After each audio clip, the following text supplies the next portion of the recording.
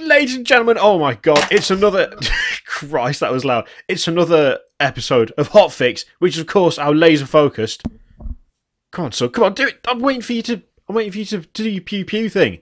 I don't do it, I'm not the host no more. You're abandoning it. You introduced it, and then you abandoned it. What I could do is show you the pew-pew of a Star Wars blaster, although EA would kill me if I did that. So I can't, Mr. Kirioth. I'm afraid... I'm afraid this week's HOTFIX has been censored by EA. In fact, we will do a very quick note before we go into this, because this is, of course, the E3, the post-E3 mega show, where we talk about everything that happened during E3. Mega show! But we have an announcement. We will not be showing any trailers during this. Now, I know you probably want to see what we're talking about as we're talking about it, but the fact is that it seems to be a bit of a minefield at the moment as to whether a trailer will end up getting your video claimed or blocked, or any number of things could happen. So rather than risk having to pull this video down and edit it and then re-encode it and then put it back up, which would take hours, it means you wouldn't probably see it until next Monday, trying to cut out all of the censored footage. We're just not going to show any trailers. If you want to know what we're talking about, well, you're looking at this on YouTube, most likely, which, funnily enough, is where all the trailers are. So knock yourselves out. But sorry about that, but it's just not worth the effort of kind of going through and having to take out loads of footage and then put it back together and then re-upload it. And it's just, there's no point. So we won't be doing that. Well, I've got some shout-outs to do, as I always do at the start of HOTFIX, and these shout-outs go to the new Patreon supporters of the show. From the last show, you get a shout-out on the next show after you become a patron.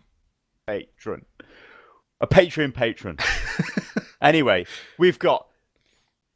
Ah, god damn you and your unpronounceable Scandinavian name. Trolls Albeston. Thank you for the support.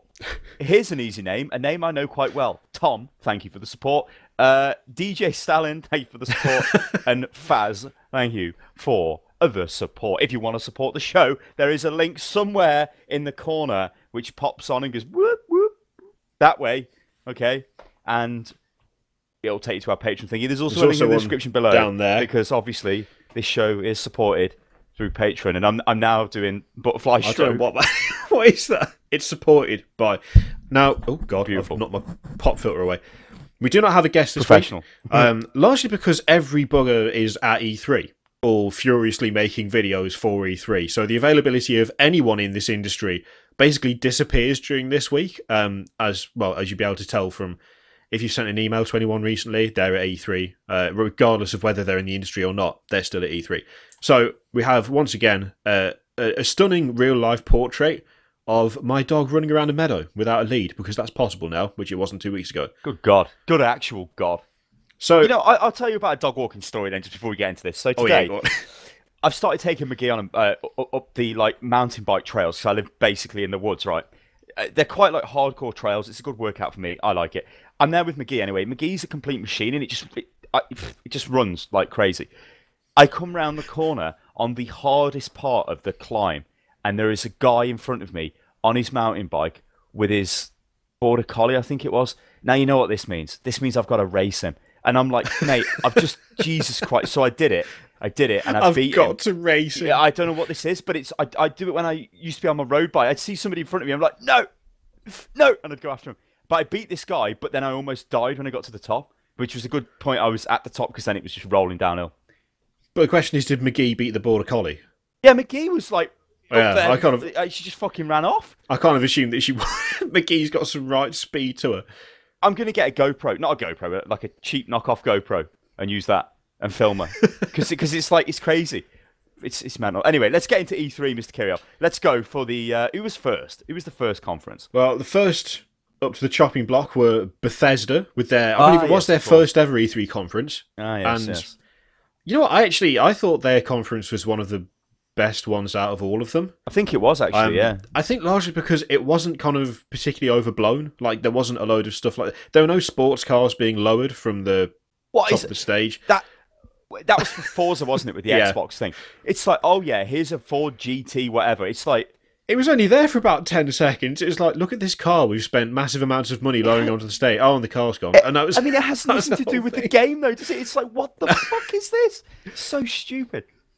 Whereas Bethesda pretty much just went up on stage and went, here is Fallout 4. This is how awesome it is. Also, we're going to talk about Fallout 4 in detail, but there is one thing that I want to say now, because I forget about it. but I really liked the guy who was doing the presentation for Fallout 4. When he was talking about the Pip-Boy Special Edition, where you get the where you put your phone, you put your phone in it, and it's like a second screen experience. He the way he presented it, he was like, "Oh, I don't usually like gimmicks, but like as far as gimmicks go, I think this is pretty fucking awesome." I really like the fact that I just dropped something, and he also just went, "This is a gimmick." Like, he wasn't sitting there going, "This is a revolutionary new way to play a game." This isn't like the way that Battlefield's kind of commander thing was touted, where it's like a whole new way to play the game and all that. It was just, this is a gimmick, but that was shit as well. I really like it, even though it's a gimmick. I liked that kind of level of honesty that was kind of throughout the whole thing, because it's very easy to just it be marketing, just marketing to investors, to shareholders, etc. Whereas Bethesda just kind of felt like they were there showing the game as opposed to showing something that you could throw money at, which I think there's a difference. Yeah. But I mean, the thing is, it's going to sell like crazy anyway. Everyone wants a Pip-Boy, and it's a working Pip-Boy effectively that you can use as you're in the game and faff about with it. Like, it's totally inefficient. And like the guy said, it's a waste of time. But, it's like, yeah, whatever. I mean, Fallout 4, the Bethesda thing, honestly, the only thing that pissed me off with that was the time of it, because it was like fucking 3 a.m. or something completely ridiculous for us in the UK. And I'm like, right. But you know what? I didn't really care too much about this, right? If this is a bad thing to say, I was like, well, I know Bethesda have got their first showing here, and I know what games they make, and I'm like, I didn't really care about Fallout 4. But I've since watched your video, and I've watched all of the stuff they've spammed out about it, and it does look quite good. I can understand why people played the previous Fallout 3 and New Vegas, especially because obviously the earlier ones were 2D isometric, completely different games made by Interplay. But this, I can see how this would be a massive time sink. I don't want to say I'm looking forward to it. I'm very interested in it now, though. I would be looking forward to another Elder Scrolls game because I'm invested in that series. I'm not invested in this series, but I can see this opening the door and allowing me in and saying, "Sir, please come in to our little world." That's the thing. I was like, I didn't care for Fallout 3 at all. It made me skip. I skipped pretty much all that game. I played it for a couple of hours and then I never picked it up again.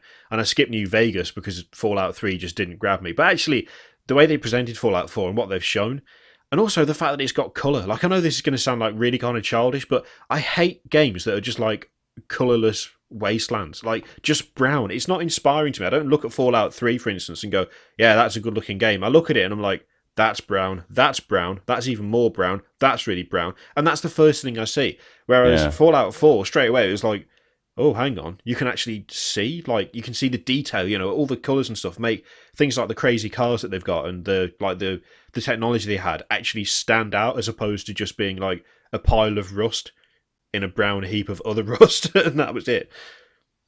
I wonder why they decided to inject colour into it. I think that was just a phase thing for games, because I seem to remember there were like a lot of brown games in the past. Yeah. I feel like that was like that kind of era. I guess I say era. That period of time where Fallout 3 was. That seemed to be the color palette. It was like everything's got to be gritty and dark, and gritty and dark's fine, but no way you go on Earth is going to look as brown as some of those games looked. It's like it doesn't quite work as like a colour palette. But yeah, I don't know. I'm actually excited for Fallout 4 now. I wasn't before. I didn't really care. But they showed off enough stuff that makes me interested, especially stuff like the customization, like the mental customization of weapons. Where it's like, oh yeah, you can build 50 weapons, and then there's like 700 customizations you can do to them. You can build your own little base as well, can't you? Yeah, and you'll have traders turn up, and it's like your own settlement that you would come across in a Fallout game, but you've made it, and you've got to defend it, and you've got these, like, you can build stuff with like power generators and turrets and lights and things. I actually really like that, and again, the way they presented it, I kind of like, because it was not very serious in a way. I mean, one of the things they did was they panned across one of the structures that someone had built, and it said "die" in multicolored letters across the front. And I was like, "What the hell?" When they had like the Fallout Boy thing and the fireworks coming out the side of him. Yeah, like, what the hell is this? I mean, you go back to what you said about it being probably the best conference. I think it was. I mean, it was the first time they've ever done this, and it didn't feel like. I mean, when you watch the EA, the bloody Xbox, the Ubisoft, not so much. but it still is awkward. Yeah. And then the Sony one, you look at them and they are very awkward. The Square Enix one, awkward. It's like the Nintendo one, awkward as shit. That was the worst one. That was. I mean, what the hell?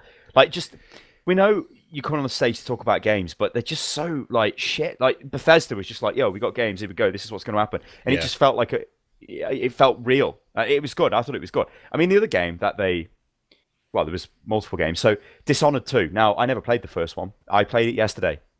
So yeah, no, you are watching this video on Thursday. I played it on Wednesday for the first time. Really, I'd played it before, but only for about an hour, and I didn't really pay attention to what I was doing. And I don't understand why I missed this game, because it's quite good. I still haven't played it. I don't even have it. I think at the time we got one review copy, and I have not. Yeah, because it was a press version I was using. Yeah, like yesterday. I was quite surprised it still worked, because you get like special versions in Steam, guys, and mine's like press Dishonored, and I was like, okay, then played it, but it worked. Yeah, I mean, it's a pretty good game. You can tell it's dated because it's fairly old. I think it was 2012 or something it came out, but it's really good. Like, so Dishonored 2 made me play Dishonored 1, and now I am hyped for Dishonored 2 based off what I played in Dishonored 1, because it's really a unique game. As cheesy as that sounds, so I can't wait for that again. It's gonna and the fact that it appears to carry on the story. Yeah, it still uses the characters that are in the. It's not like a totally different thing, so it'll be interesting to see. I mean, like, I've not completed Dishonored. If any of you guys have watched the stream I did yesterday, I played it for about 4 hours, I think, and got to wherever I got to. After I think I'd assassinated Campbell in an extremely brutal way, which just spoiler alert for several years ago. Yeah, there's no spoiler alert there, chap. I mean, you can play the game in different ways. You can be like non-lethal or brute, like a mass murderer or whatever. I guess it would be the same for Dishonored 2. I didn't mean to be a mass murderer; it just happened. That is one thing I noticed. I turned up to the stream late, but straight away I was like, "He's been killing people," and the chat was just like, "Yeah, so many people. People are dying all over the shop." I was choking people, but then it just turned into stabbing them and then shooting them and then throwing grenades at them. I don't know. So yeah, Dishonored 2. It was a pre-rendered trailer thing they threw out. Looked okay. Right, it's just Dishonored. Give me more Dishonored.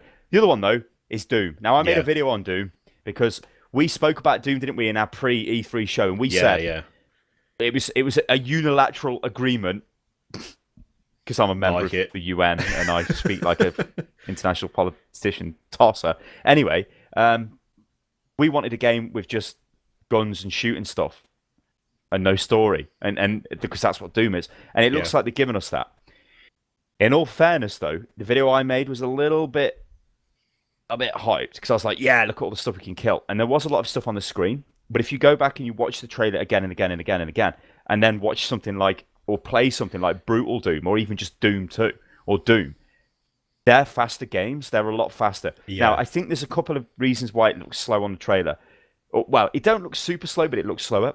Number one, they're using a controller, which I hate. I absolutely hate that.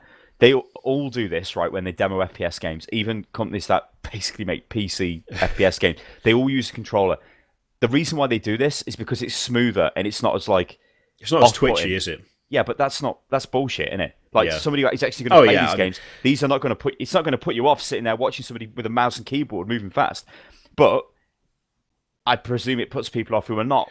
Well, this is the thing. FPS games, all that shit, and that's why they use controller, and it's annoying. I've always wondered whether part of that is down to the fact that it is a bit smoother by necessity, because you can't just like rag the mouse around to different targets one after another. You've kind of got to be a bit more methodical about it. But also, if you've got someone who is like experienced with FPS games doing the demo with a mouse, then is that going to create like a false illusion of speed for controller users or for like console users? Because it's going to make the game look a lot more rapid, because you'll be taking targets out quicker, you'll be changing target quicker, be moving about quicker. And so if then they play the game with a controller, would they be like, this doesn't look like what I saw? Well, what's going on here? We're in an age of cross-platform, aren't we? We've got to realise this. We can't just sit here and be like, oh, I want everything on PC. It's just not going to happen. Look at The Witcher 3, that's cross-platform, and look how it made it a better game, effectively.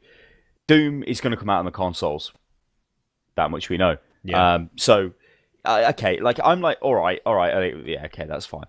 But all of this could be cured with their crazy map editor system, which looks mental. Yeah. And you can apparently do all kinds of mad shit with this. You can change You can like throw scripts into the game. You can change AI behavior. You can invent new game modes, so you could theoretically speed the game up. You could do a lot of stuff. And modding is, in fact, also talking of modding, going back to Fallout 4 quickly, they are allowing PC mods to be run on the console. Yeah. Now, they never said anything about this in detail. I know what you're going to say because I'm just going to say it for you.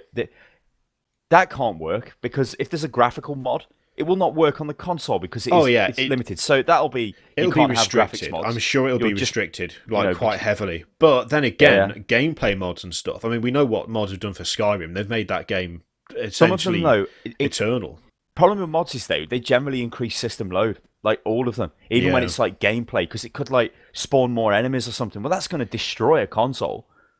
It was one of those things where when he first said it, I was like, that's pretty awesome. Like, that's pretty good. That's clever. It still is clever, but there are a lot of limitations that I'd imagine most people won't have thought about. Then again, does it really matter that they're going to have to limit it? Because they are going to have to limit what mods, make the Switch. Oh yeah, well, graphical mods just can't. They wouldn't be able to. But for your console user who doesn't have any mods and has never had any mods and doesn't really have access to mods for games, are they going to care? Because surely they're still going to get essentially something that they've not had before. So it's like it might be restricted, but for them, I don't think it's going to make any difference. If you had it on PC and it was like, oh no, PC users can't have graphical mods, you'd be like, what the hell is this? But if you're a console user and all you've ever known is the base game, the fact that you can get sort of any mods is going to be like, oh, okay, this is like. Well, you had to think of people would buy the PC version after playing the console version because they wanted the mods, which maybe they're going to sort of cut into that, additional sale thing with that. I don't know. But I mean, again, it's just a fact of life. It's like this is a fact of life with Battlefront. Fallout 4 will just be a massive game when it comes out, regardless. Anyway, there'll be mega sales. Huge. I mean, will it be a buggy bag of shit? Probably, because it's a Bethesda game on launch. They all have been. But yeah, going back to Doom, the editing system looked quite good because he was using a controller to do this with. Yeah. And he was just like basically adding. It was doing a map layout. It shows you just chucking rooms in. Then it shows you him in the room, adding objects, adding enemies, showing like when you picked up one of the like a piece of armor, a demon would spawn, and you could select where the demon would spawn or what event would trigger when you went over to that. That's really good. That is like next level. That is like an idiot like me could now make a map in a game. I cannot make a map in any fucking game, right? I am not a modder. I don't understand programming or any of that shit, right? Yeah, I'm the same. But you give me this, right? I could go away and I could make a map for Doom. If I wanted to make a stupid map based around whatever, I could do it, apparently. Yeah. And that looks really fucking good. And I was totally surprised by that because I didn't expect that to be a thing. I just thought, like, when they were showing off the game and the guys running around shooting, okay, it looks graphically amazing, but remember, it's E3. Things might get shitted on. Yeah. But it is it's software, so it does feel they're like generally known for graphics. So yeah, okay. The way they expect it to be good, the way they've done it, it does feel like they're aiming for longevity with their games, though, doesn't it? I mean, with Fallout 4 having mods on console, with Doom having a map editor, it's like they're Bethesda. Skyrim has made billions off the fact that it's got mods, so it's no surprise that the board have sat down and gone, mods are massive. They've gone, yep. So yeah, the thing is, though, I mean, it's still one of those things that's just really positive all round. It's like they're obviously doing it because it's going to result in more money, but it also means that the games will effectively be better when they're released because people will take the time to make the mods and they'll take the time to make crazy maps, and those games will last a lot longer than they would have done, and you'll have extra content anyway, which is like most likely, unless something changes. At the moment, at least, I'd imagine it's going to be free. I mean, something could happen with paid mods again in the future, but for the moment, I think something will happen in the future with that. It's odds on, but yeah. Because the other thing they announced was Fallout Shelter. Yeah, I've not tried this. Have you? No, I haven't. It's the iOS game at the moment, and it's coming out on Android eventually, but they've not said when. But whether you like mobile games or not, it's currently beating the shit out of Clash of Clans. It's the most downloaded game by far. Like, it's absolutely destroyed it. Is it full of like microtransactions and stuff? I honestly don't know. I don't have that. As far as I'm aware, it's like a base building thing. Yeah, I've seen screenshots of it. It looks like there's a lot of those type of games on iOS. I remember the Death Star one, where there was a Star Wars branded one where you could build the Death Star, and like it's one of those time restricted things where yes, you could build a mess hall, but it's going to take 20 seconds to build it. But then you build another one, and it's like it's going to take 2 minutes. Then you build another one, it's going to take 20 minutes. You know that thing, and it's like, oh, but if you pay $1, you can have it straight away, which I think is completely shit. I don't know if this one is got microtransactions in it or what. Because like I said, I ain't tried it, but I'm going to have a quick look because if it has, and they're top of the iOS chart, that is serious money, ladies and gentlemen. Well, yeah. So they've probably got a game here that's going to make more money. App Store, Fallout Shelter on the App Store on iTunes. Opens iTunes to buy and download. I can't see. There's usually warnings on the side, isn't there, saying that if it's got microtransactions. I can't actually see. Let me get it on my phone. Anything on here? But I mean, it just goes to show how, I guess, just how insane the support for Fallout is. That this has come out and immediately gone to the top of the charts. Like, yeah, it does. It's got in-app purchases. Straight up. It says, get in-app purchases. Ah, right. Let's have a look what they are. But I mean, yeah. It just like said, it goes without saying. What's it got? It's just crazy to me. It's just crazy because So can you see that? It's like, I don't think you can, but basically it says bundle of lunchboxes $2.99, lunchbox 79p. 15 lunchboxes $7.99 or 50 for 15 quid. So lunchboxes must be the thing that speeds up work construction or some shit. But yeah, whatever. You know, that's what mobile games like these days. So yeah, that was interesting. So Bethesda on the whole, it was a good conference and they've announced some good stuff. I don't think anything was shit off them. No, I think they came out really strong. They only had a few things. They only had like 3 things to talk about, but one of them was Fallout 4, which was going to be massive regardless. The other one was Doom. Again, it was going to be pretty big regardless because, let's face it, everyone wants a new Doom game.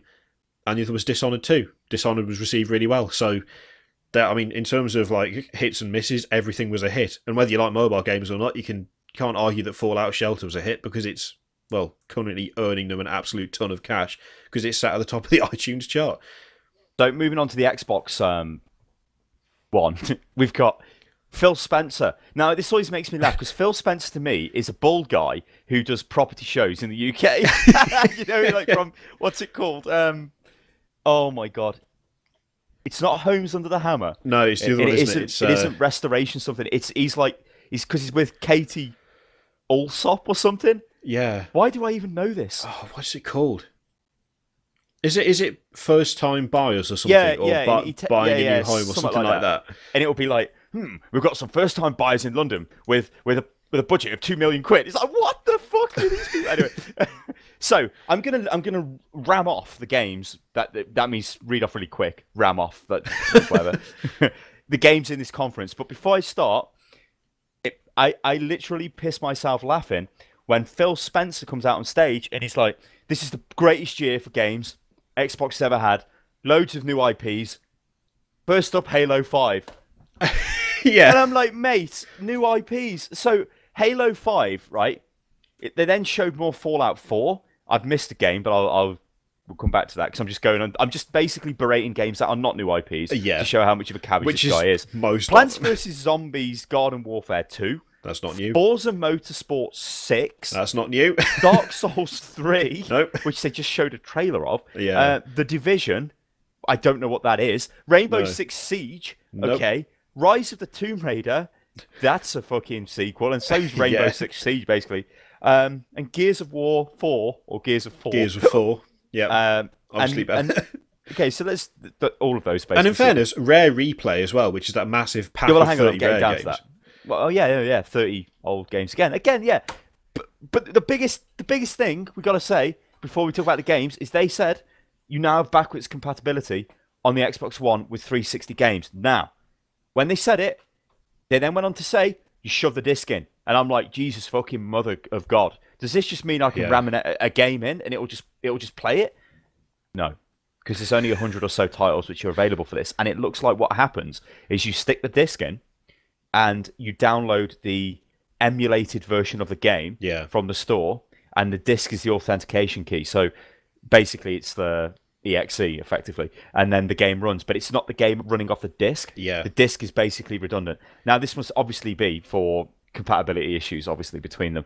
But when they first said it, I was losing my mind. I was like, Jesus, because if this was, you could just put any 360 game into the Xbox One. Yeah. I ain't joking. There are quite a few games I'd like to play on the Xbox 360. I've got a load of games that I never play anymore. I would actually, if it was every game I had currently, if I could do that with, then that would probably push me over into getting an Xbox One. Because there's plenty of stuff that me and my wife would play together that we don't anymore because, well, the 360 got shoved out of the way to make room for the PS3 downstairs. But that was like, the thing is, it's disappointing that it's not like every title in the catalogue. I'm just going to read off a list of what's available right now, yeah? So you can get A Kingdom of Keflings, I've never heard of it, A World of Keflings, Alien Hominid HD, Banjo-Kazooie, Banjo-Tooie, Battle Block Theatre, Defense Grid, Geometry Wars Evolved, Hexix HD, Jetpack Refueled, Cameo. I remember Cameo, that was a launch title, that was. I'm sure it was a launch title. It was like Final Fantasy Star. Yeah. Mass Effect, N+, Perfect Dark Zero, Small Arms, Super Meat Boy. Okay. Toy Soldiers got it. Viva Pinata. I actually fucking bought that game for the 360 not for me. Viva Pinata, Tip, and Zuma. So basically, a load of crappy games, bar maybe 5 or 6 games there. Yeah. Right? That you would never play again, and weirdly, Super Meat Boy. So, yeah. I think the other big thing, which was really mind-blowing off these guys, was the HoloLens.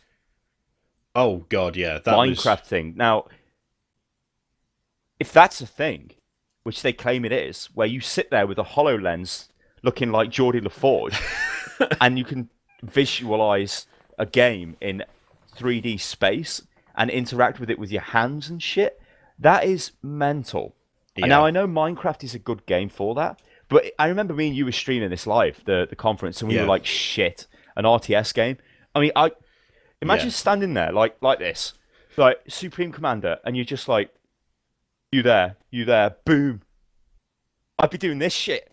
I don't know why, but it did look amazing. HoloLens. Like, it genuinely, that was one of the most, I think, exciting things just of E3 in general this year was HoloLens, just because when they put it on, when they had that camera that had been like equipped with one, so they could actually see it, was actually quite clever. Because I did think to myself, it was like, we're gonna have a live demonstration of HoloLens, and I thought, great, so we're gonna see someone standing there waving their arms about, but they're not gonna be able to. They did that before, yeah, but they did this before because I watched the announcement thing of HoloLens earlier on in the year, and they didn't show games on it then, but what they did show you was a guy, well, like a team of people designing a motorbike. And they all had HoloLenses on, and it was like, look at this bit of body panel. What happens if we take a bit out of it here and then put it there? And I was like, fucking hell. Yeah. For like manufacturing, that is amazing. I'm not joking. That is sci-fi shit. And I was like, but then when they showed me games on it, like, oh my God. Yeah. That even if you don't like Minecraft, which we don't, I still thought that looks really good. Even for Minecraft, that's like, I don't like Minecraft, and yet I would absolutely mess about with that. Like, I'd spend probably several hours just wondering at the fact that I can actually grab a world and turn it and move it. And what we need is somebody to get Tabletop Simulator, get 40k for that, and then make it work on HoloLens. So then we just don't even need models anymore. We'd just be like walking around with HoloLenses on. You could have customized models by taking them apart with your hands, except they're not really just real. Change the colours. Change the colours out. And... with an imaginary colour wheel that could pop something good. Good God. Anyway, Halo 5 Guardians.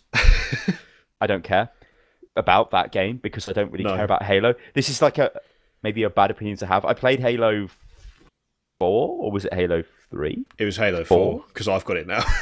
Yeah, and I thought it was okay, but then like I wasn't really like, wow, this is great. It looks like though they've got a new multiplayer mode which looks like Halo Battlefield because it looks like loads of vehicles and shit. Now I know you had vehicles before in Halo, didn't you? Yeah. Like you had the Warthog and that, but this looked like a much larger scale. It just looked like Battlefield basically with Halo. That's all I've got to say on it. Do you want to say anything else, Mr. Kirioth? Well, the only thing that I kind of thought was interesting was when they talk about how you're going to be playing the campaign from like 2 different perspectives. I thought that's kind of neat, but the setting itself, I'm just not bothered by. I think at this stage, unless you're really invested in Halo, like we're getting to the point where the numbers at the end kind of dictate how little you care. And by the 5th one, I'm just so checked out, I'm not even bothered. I think I agree. I mean, well, we had a new IP, and this was Recore. Now, it didn't show us anything about the game. It was a pre-rendered trailer, but what it appears to be is balls of energy, which must be cores, and you as the player can put these balls of energy into like robots and shit. So I guess that's where re-core comes from. You're taking cores and reusing them, sticking them into other monsters, well, other creatures, which then come to life. And it shows you a weird suicide bombing Soviet dog, where it runs up to like some mobs and explodes. Soviet? Yeah, because the Soviets trained dogs with bombs on to go under German tanks. Boom! True. It's a wild connection. That's what it's like living in my brain. It was an interesting trailer, but again, it's like without seeing any gameplay, I don't really know what to think about it. It looked like a neat enough setting, but you know, without actually knowing anything about the game, it's kind of. You turn up to E3 without gameplay footage, and people just straight away are like, "What's the fucking point?" But they do it every year. They do it all the time. It's like they don't give a shit. I don't know. Fallout 4 we spoke about, so I don't think we need to talk about that, do we? Really? No, covered again. It. What else have we got? Plants vs Zombies: Garden Warfare 2. I mean, apparently that was a decent game. I've never played it myself. People seem to enjoy it. I can understand why they'd make another one, but again, it's like it's another sequel, and it's a sequel to a game that I've got not really much interest in. And it didn't really look like. They talked about one of the things that really bugged me was the way they described some of the classes. Though they talked about the guy in the stupid superhero suit, the zombie superhero guy. It's like, and this is Plants vs Zombies' first melee class, and the first thing he does is shoot something. Yeah. That's not what that means. He's got a fucking gun. What's going on here? Yeah, and then they're like, oh, and this is the sniper. But the sniper at the time was encased in a giant barrel that then exploded in the middle of all the enemies. And I was like, I mean, okay, I don't. It's just a kids' game. I think it's just a game aimed at much younger kids. That is now. Yeah. I know adults can play it, so if any of you guys have been playing it and whatnot, that's fine. I have seen videos of the older one. And it does kind of look fun. I mean, even 7, I was watching the trailer. This looks stupid. It sort of looked like Splatoon to me in kind of a way, like obviously without the ink spread and shit. Whatever. Plants vs Zombie. We don't care. Like Kiri said, it's made a ton of money. That's why there's a sequel, and there'll be fucking number 3 as well. Forza Motorsport 6. More Forza. It's just a Forza game. As far as I can tell, the Forza games are just a graphical upgrade from the last Forza game. Every time it's like, look at this car going through the rain. It is. It just becomes like it's just like automotive porn for people who care about that kind of thing. Was this the one with the real footage though, the video footage actually in the game? Or was that a different one? It might have been. I was too distracted by the fact they brought a car down from speed. Yes, that was Need for Speed. I was too distracted in Forza by the fact they brought down a car from the ceiling for 10 seconds and then just had it piss off again, which was the biggest waste of money I think I've ever seen in my life at any conference. And all those totally guys with the green shirts on just clapped at everything. Not at all Xbox employees there. The green shirt crew. Dark Souls 3 didn't show us anything. It just was a trailer. Which there's been more information now since now that E3. Yeah, people have been playing gameplay demos. Yeah, now that it's actually started proper, and it apparently Miyazaki is been directing this one, and been in production for a few years, hasn't it? Yeah, there's been a crossover points. There's been a crossover between Dark Souls 3 and Bloodborne in terms of development, but he's been actually doing both, and apparently Dark Souls 3. I'm worried with that. Well, apparently why is he doing both. From what I've read a couple of articles on it, and they actually kind of say Dark Souls 3 feels like Dark Souls. It's not Dark Souls 2. It's like it actually. Some people were saying it might even be a prequel to Dark Souls. Yeah, someone asked him about it in an interview, and he was like, "Oh no spoilers." Like he's not actually saying it isn't, but at the same time he's not saying it is. He's like, "No, you got to play the game to find out." Which it'd be kind of interesting if it was. But yeah, they've done things like they've brought back dual wielding weapons. For a start, like I think they did take that out of Dark Souls 2, didn't they? That wasn't in there, as far as I remember. I don't know, but no, I don't know. They've brought back quite a few things from the original Dark Souls. Apparently, the combat is a bit better. It's a bit quicker, like it's between Dark Souls and Bloodborne. But it feels like Miyazaki's actually been directing this one. Like it feels like a Dark Souls game, which Dark Souls 2 kind of didn't, for my money. Anyway. No, it didn't. It didn't. No. But yeah, from what I've read, that kind of looks quite promising. Although he has said that this could be the end of the Dark Souls series as such. So like, he'll obviously go on to make other games like Dark Souls because that's all he does. But well, just what are they? Lovecraftian fucking whatever games. It's yeah. You can't just. I'm a bit miffed that there is a Dark Souls 3. Anyway, I'm just like, right, Dark Souls 3. You know, like Bloodborne was a new IP. Yeah. But Bloodborne isn't as good as Dark Souls, but Bloodborne is still quite good. But I don't. If it was like, oh, here's Bloodborne 2, I mean, it's so quick, it wouldn't be feasible anyway because Bloodborne's just come out. But I don't know. Like, there does come a point where you just have to say no more. But then obviously the other point is all the money you keep making every time you launch a Dark Souls game, and to build a new brand again is difficult. So I don't know. If it is like Dark Souls, fuck me, inject it into my eyeballs because I'm hopeful. I'm not like.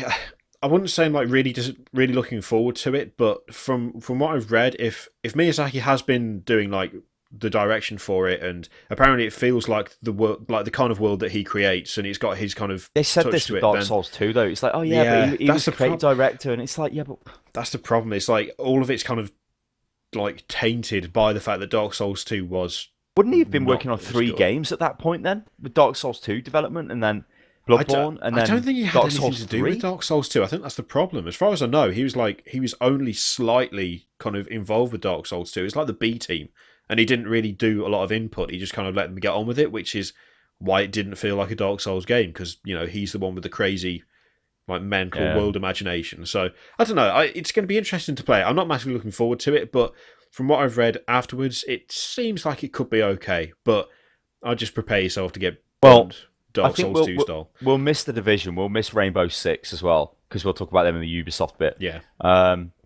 Tomb Raider, well, we could miss that for Square Enix, I suppose, but no, let's not. So Rise of the Tomb Raider just looked like Tomb Raider, but yeah, it looked like the first one. It looked the same. It just but with more stupid cinematic style. It was just like, I know it was supposed to be gameplay, but there wasn't. They're trying to be like Uncharted, aren't they? Where it's like a film, like a movie experience, where there isn't actually a game, is it, as such?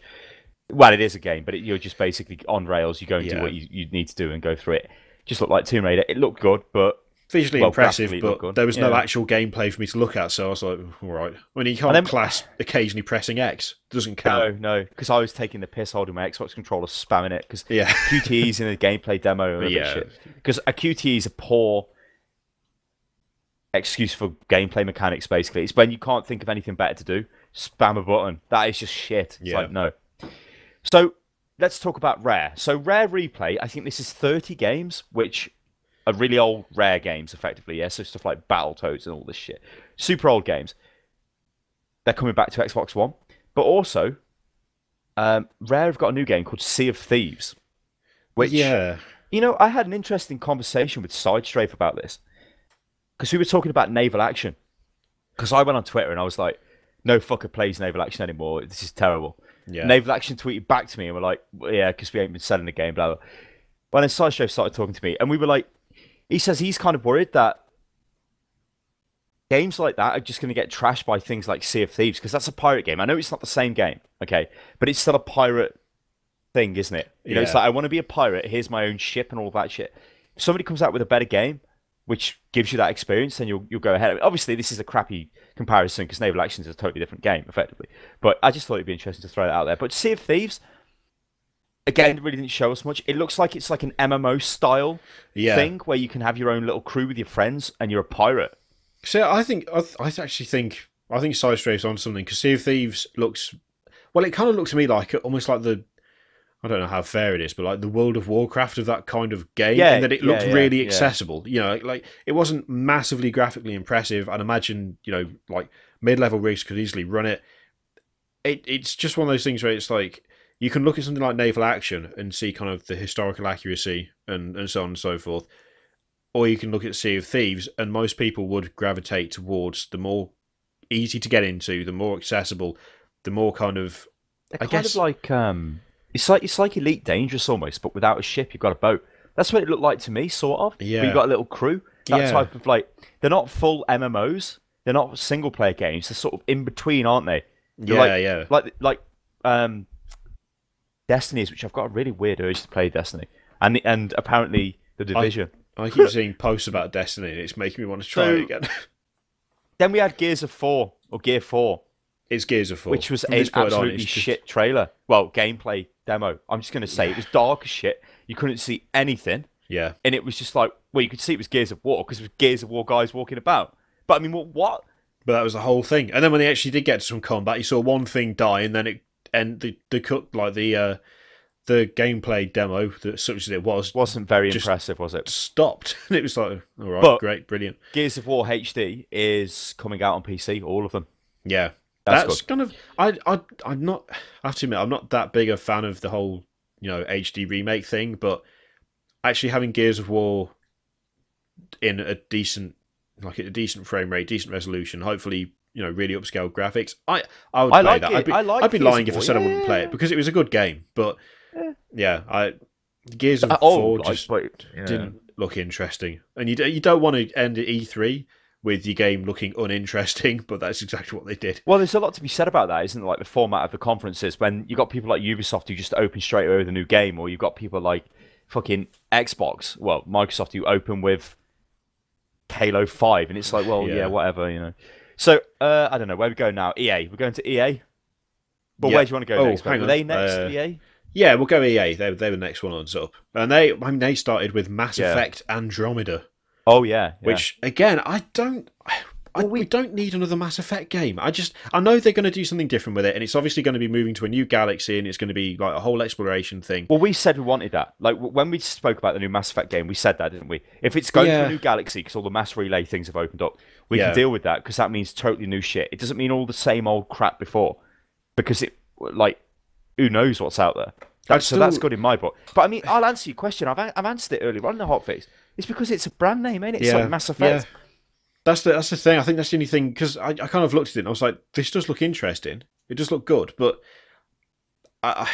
it's just that sequel syndrome. It's like it could easily have been a Mass Effect type game without being called Mass Effect. It could have just been called Andromeda or something. Yeah, but instead it's a Mass Effect game, because if you stick Mass Effect on the front of it, it'll sell more. And it's like that. I kind of feel like that limits the possibilities of what you can do, because there's already everything's already established, so you can't break out of it too much.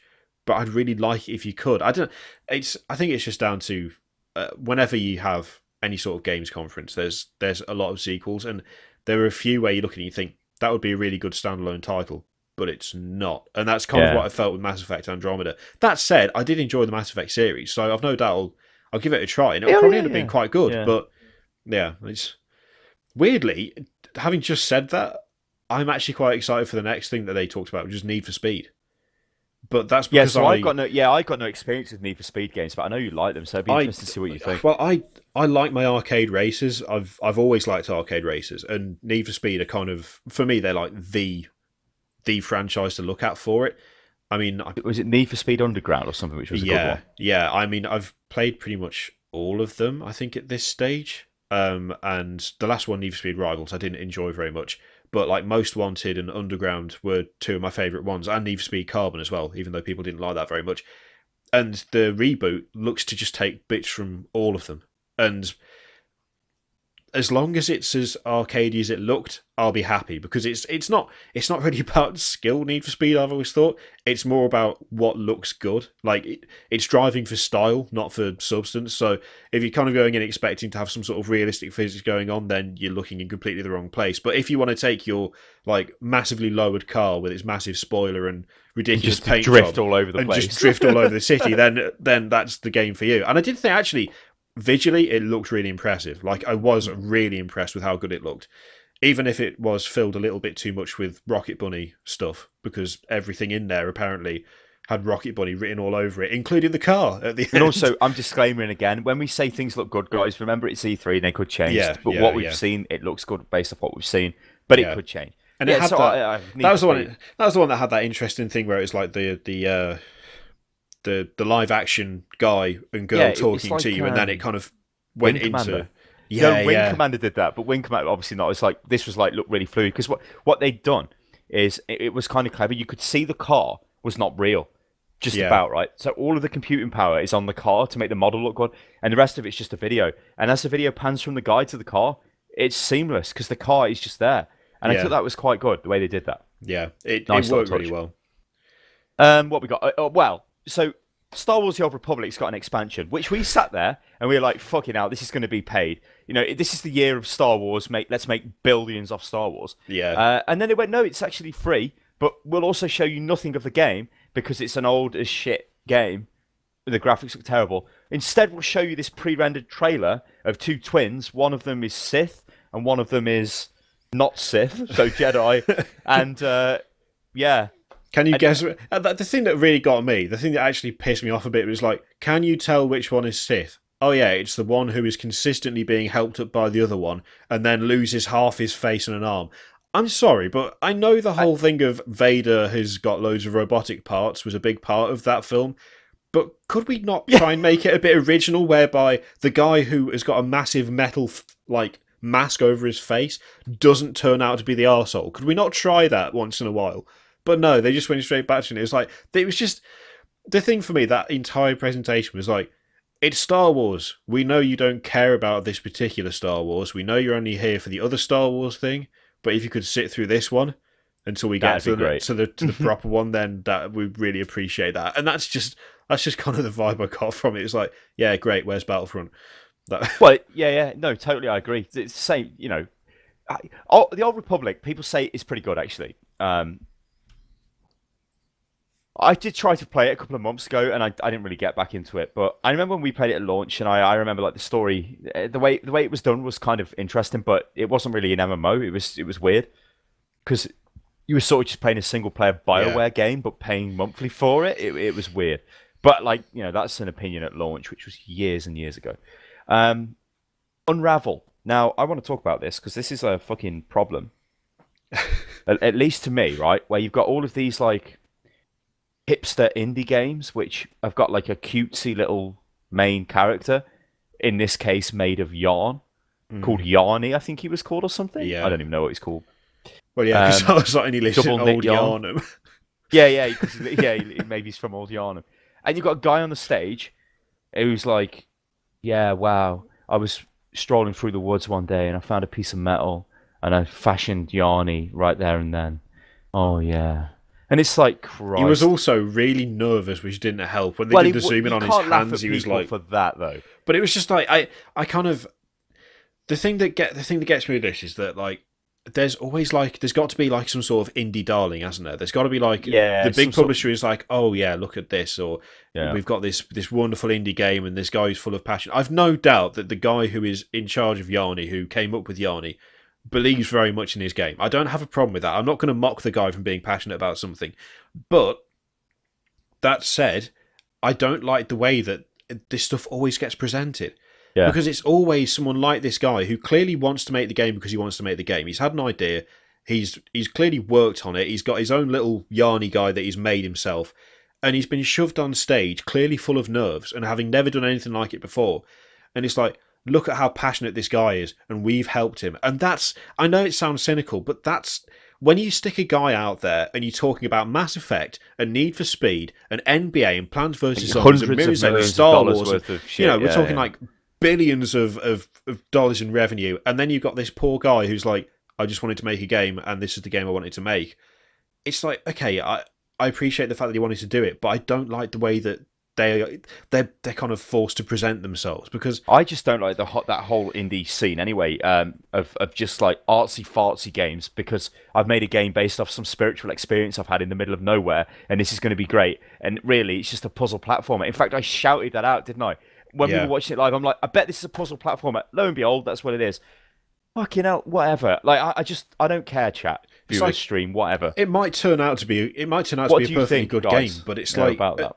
At the same time, it's still it's a puzzle platformer from the first time indie developer, and that's if we don't see enough of sequels, we also see more than enough of that too. It's not like there may as well be sequels, yeah, because they're all the bloody same. Yeah, Christ. Right, let's move on to your favorite game, NBA. Oh, in fact, let's do all of the. What was just out of interest? I mean, we could just talk. There's going to be loads of sports. There's loads of sports games. That's the basic gist of it.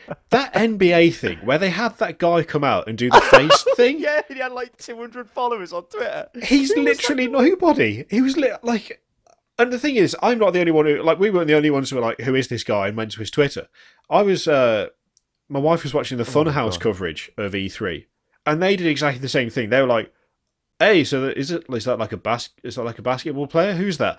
And then one of the guys in the back is like, "What's his Twitter name?" And they found it, and he's like, "No, that can't be right. He's got like 50 followers." No, try the other spelling. no, that's only 200 followers. And then he goes through and he goes, no, it's the guy with 50. Apparently he did the face scan thing 3 hours ago, so that wasn't even real.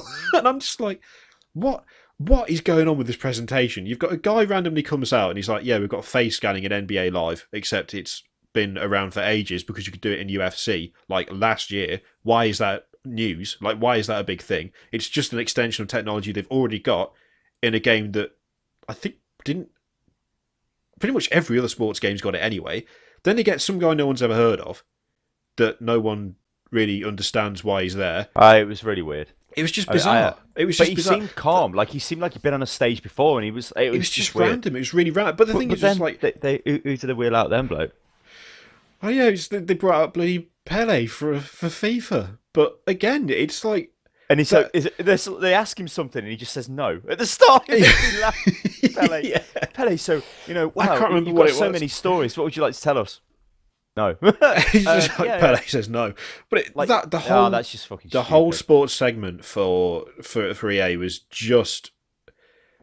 It was just weird and cringy, and I know that this is like... You know what the problem is? I'll tell you what the problem is. E3 is a conference for gamers. Gamers who play the sports games on the whole are not people who watch E3, right? People who are watching E3 are a bit more nerdy, bloke. I'm going to throw that out there than some guy who just likes to play FIFA or somebody who likes to play NHL or fucking NBA. Those are not the target audience. So you see it like in all the stream chats on with E3. Oh my god, sports so terrible. Get back to the games, yeah. Because those people who are watching Twitch are like gamers. They are not fucking guy who likes sports. So it's always really shitty and weird. But you are right. The reason they do it is because it makes them so much money. They have to do it. E3 is about announcing their new games for the year, so they're like, woo! It's marketing pitches for investors and shareholders and the rest of it, and I can understand why they do it, but it's like, could they not try and make it a bit easier on everybody? Because it's like having some random guy no one's ever heard of turn up to do a face scan thing, and then Pele gets wheeled out, and I mean that put back the conference timetable by... Well, it didn't, because they ended up just like running overtime, which is why they've got gaps between the conferences. But I mean, that whole interview was like, the Ubisoft conference ended up having only like an hour and a half break between the two, and it was supposed to be like 2 hours because they just kept talking, and it's like, well, that's what he was there for. I mean, like Pele is going to be used to that side of talking because it's probably what he does now for a living anyway. But yeah. So then we had Plants vs Zombies, so we don't really care about that because well, whatever. I think a really awkward moment there where a guy dressed up as one of the zombies like walked on the stage, and the guy who was actually terrible. Doing the presentation was like, no, off the stage you come, and he was like, walked off, and I'm like, yeah, what was the point of that? And also, he walked the wrong way when he went off stage. If you watch, he goes to the right, but there's a production assistant the guy's like, no, mate, who has to actually walk over to him, grab him, turn him round, and then walk the other way, and the doors didn't close quick enough, so you just saw this guy go, oh, no, and just like wander across. Like, why did you do that? Don't do that. Mirror's Edge Catalyst, Mirror's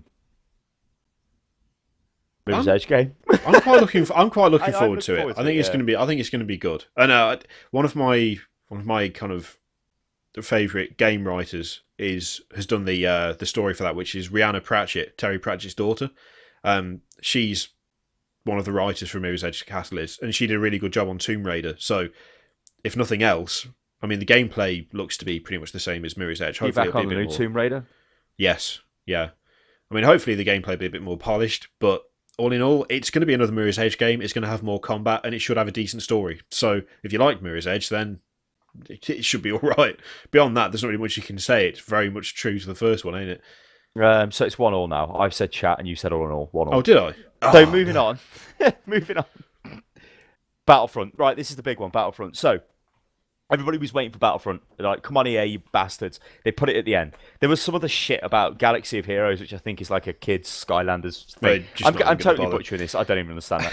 But Battlefront, right? Give me the Battlefront. They showed a staged gameplay clip, right? But this is actually how the game would look. Because if you look back at the trailer when they announced Battlefront, well, not the announcement trailer, but the trailer released a couple of months ago, in the jungle, that was just like, that would not happen. That would never happen. It was bullshit. There was no UI, there was no gameplay or anything like that. So what they showed us now on Hoth was gameplay, and it looked pretty fucking good to me. But it was still stupidly staged. I mean, you've got points where you've got like 20 or 30 rebels running towards an AT-AT. That would not happen. because it would butcher them. You would not run towards it on foot. Yeah, that'd be crazy. What is going on?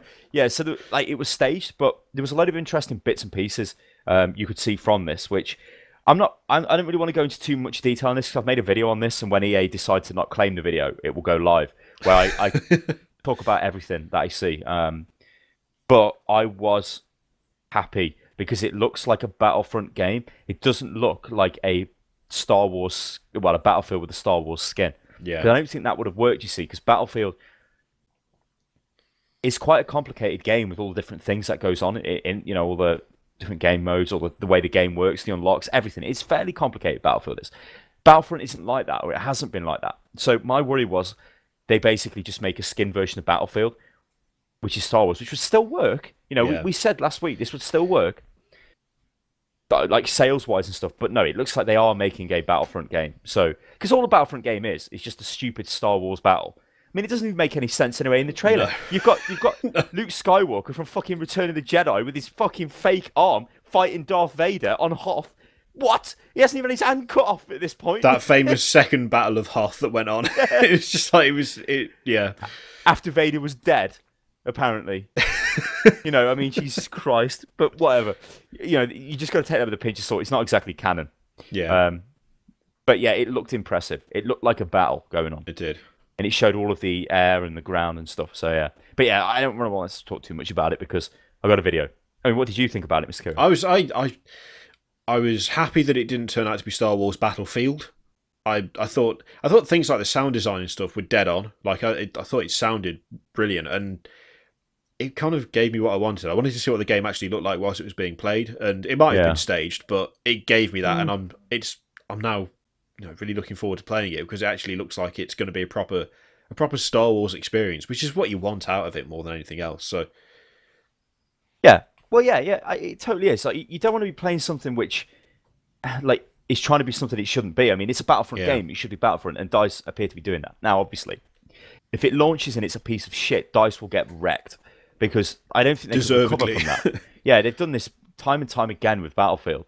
This is like another level. This is Star Wars. This is probably another reason, again, I touched on this on my video, why it's easier to play. It looks more approachable. Like, there's in Battlefield, you've got the capture point mechanic, right? For majority of the let's just say the standard game mode is you run to point A, you hold it until it caps, and then you run to the next one. Well, this was you run up to point A, and you just press E on it, and you own. Well, you activate it and run off, and you own it. It was much faster. It was less faffing about. And there was other things which made it... Well, again, like I said, I don't want to go into too much detail, but other stuff which made it look a lot more simplistic. I think that works because it's Star Wars, and it's going to attract more people in, but you still need that complexity there. You can't just have an overly simple game, because that'll piss everyone off. So we'll have to wait and see what happens. But yeah, I was happy with what I seen. Yeah, definitely. The conference, we won't bother talking about Star Wars Galaxy of Heroes because that's some sort of mobile nonsense that no one cared about, and I don't know why they even showed it after Battlefront anyway, because as soon as Battlefront was shown, it was like... People were leaving. Yeah, it was just like, right, done. That was all we were here for. I'm not listening to this. That was it, they just left. The next one we had was Ubisoft, which, as always, They were all saying Ubisoft as well. They were not going Ubisoft. Yeah. Amazing. I think there was a memo sent round after last year. It was like, please pronounce the name properly. And the first, was it the first thing? I thought For Honor was the first thing. But the first thing on the list that I've got here. For Honor was the first thing, yeah. No, yeah. What does your list say? Well, the first thing on the list was South Park, The Fractured But Whole. Oh! Which may have, thinking about it, been the first thing, actually. Yeah, it might have been. Yeah. Maybe it was. Well, let's just go with that. So it's got an amazing name. If it was, I forgot about it because I was too excited about For Honor. But yeah, another South Park game where it looks like they've switched it up, and instead of it being like a take fantasy the piss fantasy thing, it's now a take the piss superhero thing. In case you couldn't guess with the Fractured But Whole title, and I think they did have the writers out, didn't they? Come out, and have a bit of a chat. Trey, is it? Yeah. But they always do, yeah. I mean, to be honest, if you like the first South Park game, then it's just going to be that, isn't it? It's like they showed like a trailer and it was okay. That game was okay. I thought it wasn't like amazing, but it was okay for a laugh. It was like it had like balance problems and stuff, but it was all right. It was South Park. Yeah, it's South Park. If you want South Park, then it looks like there's just going to be more of the same. But the thing that caused me to completely forget that South Park game even existed was the thing they showed next, which was For Honor, or For Honor, which I keep saying. But I can't. I kind of feel we're in this situation again where when they showed me Watch Dogs, I was like, fucking hell. Yeah. It's like that again, isn't it? It's like, wow, look at this. It's fucking amazing. I'm trying really hard not to get overly excited by it, but I'm failing miserably because when I saw Watch Dogs, I was like, holy shit, this looks awesome. And then it turned out to be a steaming bag of crap. But, I mean, For Honor, it's just... It sounds like a 12-year-old had an idea for a game, and then an adult went, yeah, we can do that. I mean, Samurai versus Vikings versus Knights is like... It's like a kid's idea, isn't it? Yeah. But the actual implementation of it looked really good. And like it's only a small thing. I mentioned this in the video I did the other day. But the fact that the Knights are using actual like combat techniques that are real. Well, you picked up on this straight away. Like I was watching it, and I'm like, why is he holding a sword like that? It didn't twig with me straight away because he was like, he's got a bastard sword, and he's got his arm out like this, and he's resting it on it, which he would be doing because you can't just hold like one of these swords, like a claymore or something, with one hand, like you some sort of fucking massacre madman. No. It's that's one of the things that really impressed me. Is like, they've obviously taken stuff from different periods in history because the Vikings, samurais, and knights did not exist in the same point, obviously. But what are you talking about? Of course they did. Also, wouldn't a samurai get annihilated by a knight? Because, well, basically, a knight is like he's like hundreds. Right, okay, so a Viking, right? Then you've got you go forward like 500, 600 years to the Middle Ages, and then you've got a knight. He's got like 600 years of technology on the Viking man. Yeah. And the samurai man is basically the same era as the Viking man, isn't he? I know samurais carried on much longer. I think they're a little bit. Really change. I think they began like before, and then they carried on, but they didn't really move on in terms of technology or. No, but they were the longer lasting, weren't they? Because they were like into the 1800s. The thing is, the difference though, it was kind of evident in the gameplay. Like when you watch the gameplay, the samurai had like a really weak defense. Like it was really weak. And he was slightly faster, wasn't he? He looked faster. It was a lot faster, and the attacks they do are a lot quicker. And I think they seem to be a bit harder to counter because of how I worry about quick that, they were. You remember Chivalry? Yeah, because the man at arms in Chivalry was like the weak guy. He didn't really have much armor, but he had like a club, and he always looked ridiculous because he'd be running around with his mace. But he was the best class to play if you wanted to play it for like just to win, because he was dead quick and he could like wreck the knight. You know, the knight could come in with his big sword and die. I mean, could that be a problem if somebody's really quick? I did think about that, but it looks like the way to actually fight a person in For Honor, because there's also like loads of NPCs running around, like just normal NPC troops that you can hack down, like a Dynasty Warrior style. That's what I said on Twitter, wasn't it? I was like, this looks like Dynasty Warriors and like Chivalry, kind of. But when you actually fight a human player, you need to lock onto them, otherwise you won't be able to defend against them. So when you lock onto them, you can. Does that put you in like a private fight with them? Yeah. Or can somebody just run in and chop you out? Someone can run in and try and chop you, but it's like when you lock onto them, you're then kind of in like a dueling stance, as it were, and you can pick what stance you choose, whether you're going for a high stance, left or right. And when they change stance, if you change to match it and attack when they attack, you'll parry or block their attack. Or you can move out the way. They didn't show any of the dodging on there, but apparently there is dodging. Okay, so not that I don't think the knights are very good at dodging, though. This is the thing that I noticed from the gameplay, the multiplayer gameplay. Yeah.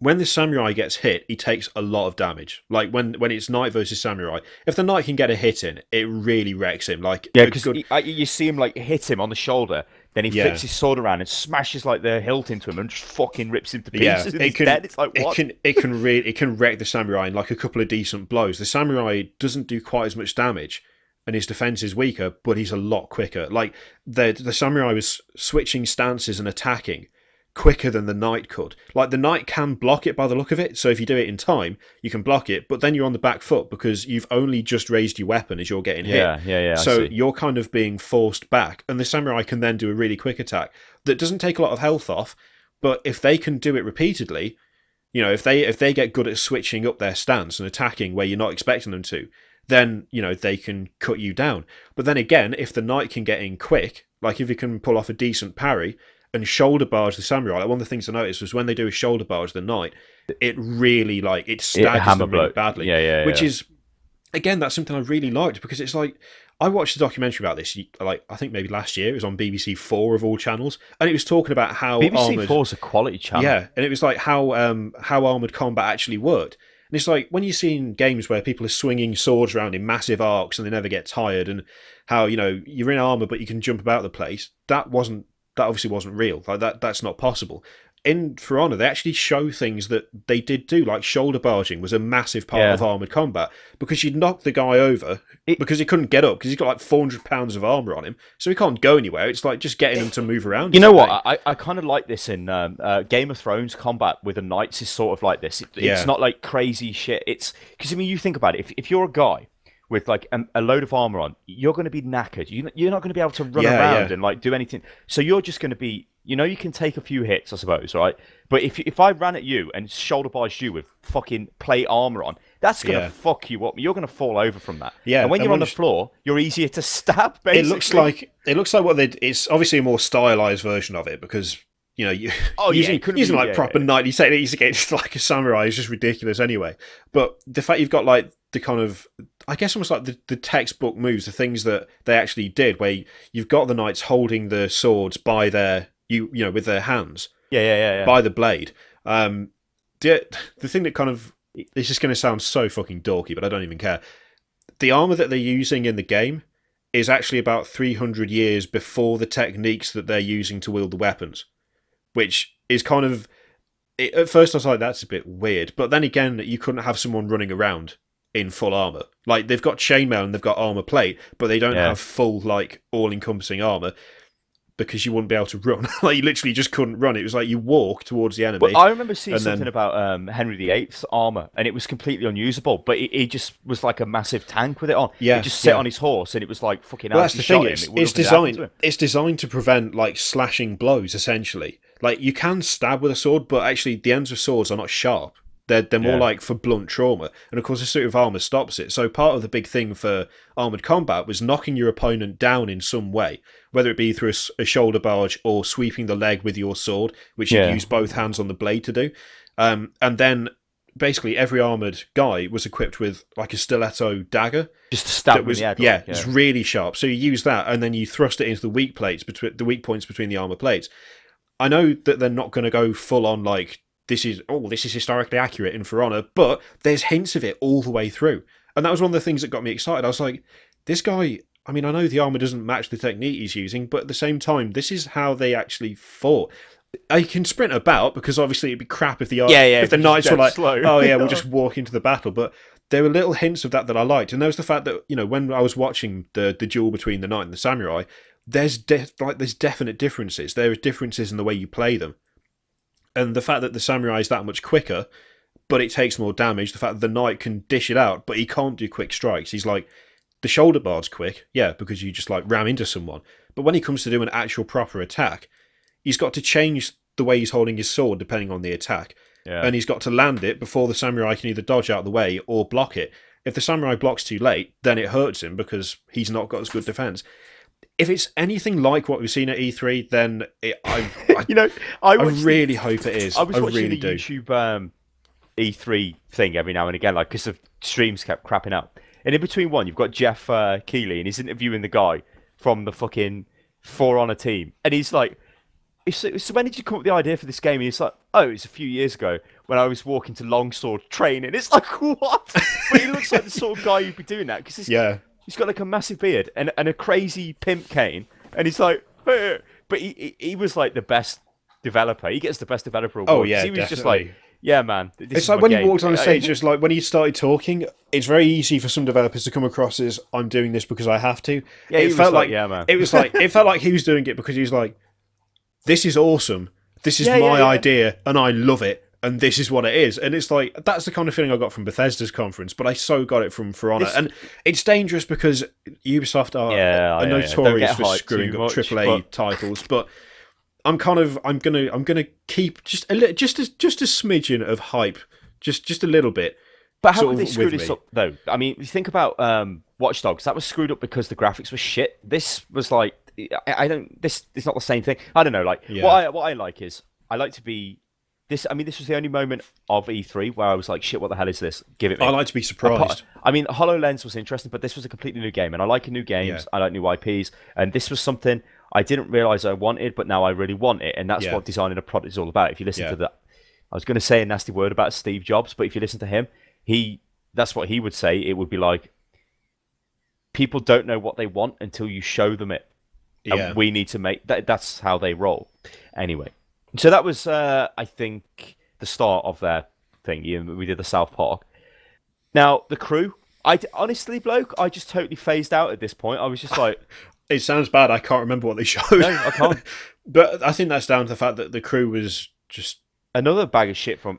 driving a car up a fucking radio tower. It was just okay. It's like they had stupid gameplay things like the radio towers, which are completely unnecessary. Do you remember the crew, man? It was like, wow, the whole United States, whatever, the continental United States, just driving all over the fucking place. Yeah. You meet all with your crew. But it was like 1/10 scale or something, so it took you like an hour to drive from Texas to LA or something. Yeah. I don't know. I wanted to like the crew, and I kind of did. I mean, I did a video about how about playing it and what it was like. And even in the video, I was like, it's just an okay game. It's like it's nothing special. It didn't jump out at me. I like little things like the way you could customize the cars. I like that aspect of it because it was nicely done. It was fairly well thought out. The method for unlocking upgrades, though, was totally shit because it was basically like a loot drop. So you could end up with like a new exhaust part. But what it did, it had stats assigned to it at random. So you get an exhaust and it'd be like, yeah, helps you brake. And I'm just like... Sorry, what? That exhaust helps me slow down. How is this? Let's just got a parachute packed into it. No, but it's redirected exhaust fumes into some sort of crazed hydraulic brake system, which makes the brake apply harder. Oh, mate, it was just like do mechanical science. It was just rough. Like it was not clever. It was not a good way of doing it. It didn't make any sense. And there were just things throughout the game that made it, instead of being like, I thought it was going to be like basically like a Need for Speed contender. You know, for the game that I played to get my arcade racer fix, but it just wasn't. It just wasn't as good in any way. It was like a slightly less Need for Speed, which is kind of pointless and makes. I don't know why they're still. I'm assuming it's got a decent population if they're still supporting it, but it really wasn't anything special. And I like you, I just tuned out. I think we probably end up talking about. We're probably still talking about For Honor when they were talking about the crew. When we were streaming it, because I mean, it was quite tactical placing, I guess. If it's after the For Honor, it's just like everyone's going to be like, "Holy shit, what's going on here?" Yeah, nobody cares about that. The people who play the crew would have been like, "This is good," and the people who don't care about the crew would have still been talking about the fact that they've done this new IP and a new genre. So, well, Anno 2205 or 2025 or whatever our American friends would say, this looked funky. Now, I've never really played an Anno game. No, I know that I didn't know what it. I honestly, I remember when it was when the trailer went, I was like, I don't know what this is. What is this? And then I didn't know what it was. Yeah, someone in the chat was like, "Oh, it's Anno." Yeah. Oh yeah, they have Anno. Because they said like renowned city builders, and I'm thinking from Ubisoft. Yeah. But then Anno. So it's just kind of like saying it's like Civ isn't accurate because Civ's an empire builder. This is more of like you build a big city in Civ. This is a really dumb way of explaining it. But it's on the moon, or it looks like you race to the moon or Mars or somewhere and build like a space base thing. It looks pretty good. That's all I know, Mr. Kirioth. I mean, they didn't really show any gameplay. It looked like there was some in-engine bits it showed you, but there was no like, this is how it works, or no guy came out on the stage and explained what was going on about it. Really, it was just like, I know. Yeah, I mean it from what I could see in the trailer, it looked alright. There was a bit of gameplay footage in there, like kind of spliced in. There was no UI or anything. It was all like crazy camera angle shots and shit. Yeah. But I'm always happy to try something different. I mean, well, you were like, shit, let's do a let's play on it. Which I was, I mean, it looked like perfect for that. But yeah, it could be interesting. And I have got Anno. Is it 2105? The last one, because I think I've got that, and I've never played it. Something like that. But yeah, I've got that in Steam, and that's prompted me. I mean, this weekend I'm going to sit down and have a look at that because I know that's I think that's something to do with rising sea levels or something. Yeah. You have to like, but it's not really about combat. Anno, it's about trade and stuff. Yeah, because the old Anno games were like the old like sailboat era things. Because I think it's really really old Anno. I'm sure. I think it's quite an old franchise. Yeah, really old. I'm going to Google this shit, bro. Yeah. I've got like a meager in my head, but while you Google that, we can chat about Just Dance 2016, which Yeah. Yeah, here you go. 1998, Anno 1602. 1998 it came out in, so not on an Amiga. I don't know what the fuck I'm talking about, but yeah. It's still going. That's not bad. Yeah, Just Dance, don't even care. So moving on, The Division. The Division is a game. So what they showed us was a horrendously staged multiplayer gameplay with people talking. They were talking like this. Hey, and I'm going to use your real name, bloke, because this is how they roll. You can use mine as well. Let's do it. Let's do some on the spot acting, bloke. Hey, John, I can see some enemies coming in from the north. What shall we do? Okay, Tom, you take the left, I'll take the right. I think there's 3 of them. Check that. John, I think there's 4. Have you got a grenade? We might need to take them out en masse. Yeah, Tom, I've got 2 grenades. I'll throw one out. Go it out in 3, 2, 1. Okay, John, let's do this. That's how it went down. It was so and it's like dire. Nobody would talk like that. But anyway, what is this game supposed to be? This is the question. So there was like 4 guys or something running through a level, killing NPCs, it looked like. And they were getting like random loot chests, which just looked really weird. It was like, wow, I found this like super sniper gun. It's like also the fact that they were doing this weird roleplay thing where it was like, okay, so we got 4 guys after the right, and then it was like, yeah, we'll get some sick loot. And I'm just like, is this in the game? Are they talking to each other in real life? Gamer talk. What is going on? Oh, you know what? We totally missed talking about gamer talk. We missed the fucking Xbox One Elite controller, which is 120 quid. I don't even. Honestly, when they were talking about that, my brain just shut down. I was like, it's a fucking controller. It ain't as good as a mouse, mate. Elite. What? And it was just like, you can take the buttons off, you can take the thumbsticks off and put them back on. Underneath, you can put triggers on the back and all this kind of thing. Change the sensitivity on the fly. Yeah. Welcome to every mouse for the last 10 years, changing sensitivity on the Division. I'm surprised it didn't have flashing lights in it. The controller. Anyway, the Division. They then got to the end of the level, and it looked like a PvE dungeon in a third-person shooter. And then they just killed each other and stole each other's loot. Well, they came across 2 people as well. They came across another set of players who were a duo, who were also human players, and they were like, "Oh, do these guys want to talk to us?" And then they ended up killing a group together.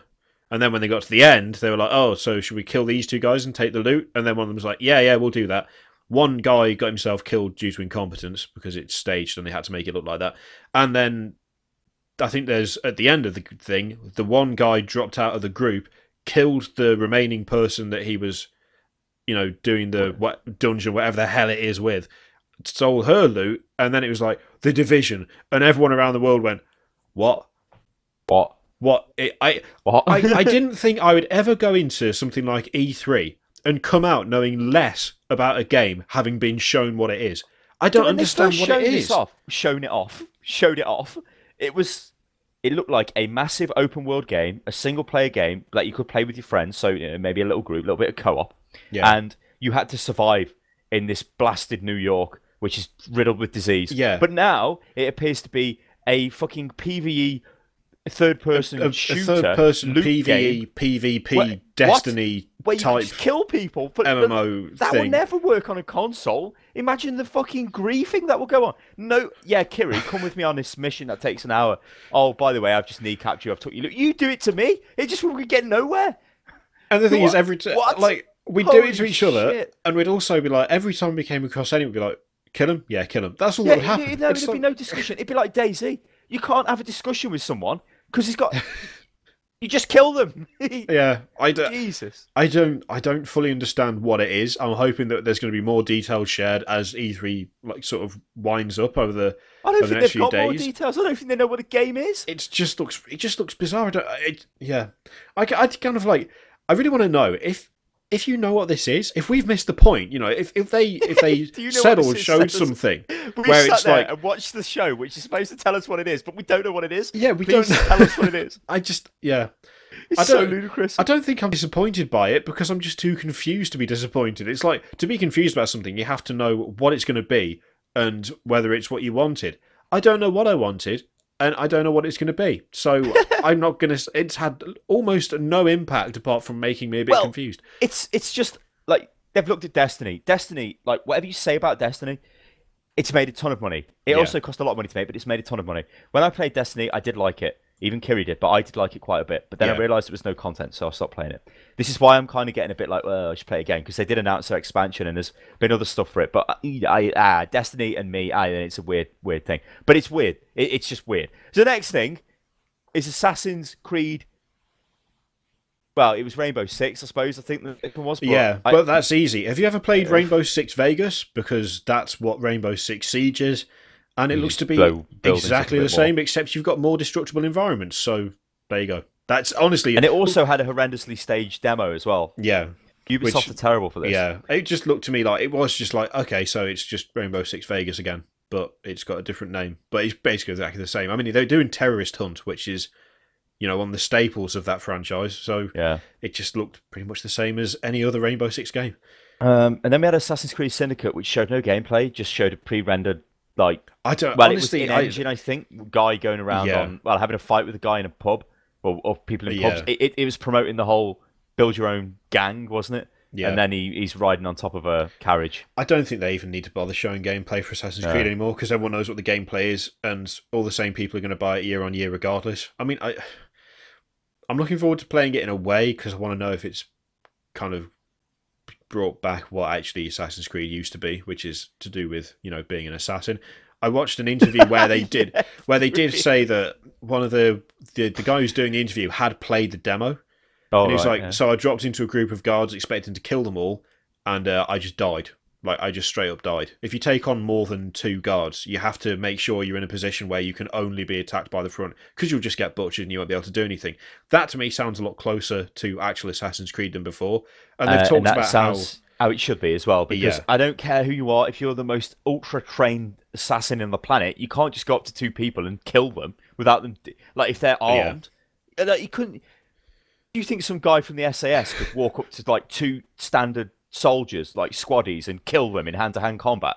Probably not. There's 2 blokes who have been trained in close combat as well. Yeah. Anyway. Hopefully that turns out to be the case, but I'm not holding out any hopes, because kind of Assassin's Creed has dropped off severely for me. I used to really like the series, but I've just kind of grown to... I don't hate it, I'm just indifferent. So hopefully... Anyway, fuck them, bloke. The last game we had was Ghost Cocaine. Cocaine. What the hell was this? So I'm sitting there and I'm like, all right, it's like a bunch of guys who've just parachuted in. It looks like a big open world game, and they're all running around in a team, and they're sort of they're clearly in Mexico, and they're killing, or like somewhere in South America, and they're killing like drug lords and shit. And I'm like, this Delta Force. I don't even know why I thought that, because Delta Force isn't really any... I don't think they even own the rights to Delta Force, but I remember playing Delta Force first one, and that, like, the multiplayer in that was kind of like that. No, it really wasn't. I don't really know why I thought that. But you went, is this Ghost Recon? And I'm just thinking, what? It's the only thing just throwing names out at this point, like, it was literally just what is a Ubisoft like owned franchise that this could possibly be that involves guns, and it turns out it is Ghost Recon. So we've got Tom Clancy's The Division, Tom Clancy's Rainbow Six Siege. May rest in peace. Yeah, maybe he's not even alive anymore, and he's apparently really busy. And Tom Clancy's Ghost Recon Cocaine, whatever it is. Cocaine! I called it Cocaine Nightmare in my video about For Honor, because I couldn't remember the name of it. All I remember was just it involved cocaine, and it was Ghost Recon. And that guy with the tactical marine symbol on his head. I think it was a cross, but you could only see the top. Yeah, no, he was a tactical marine.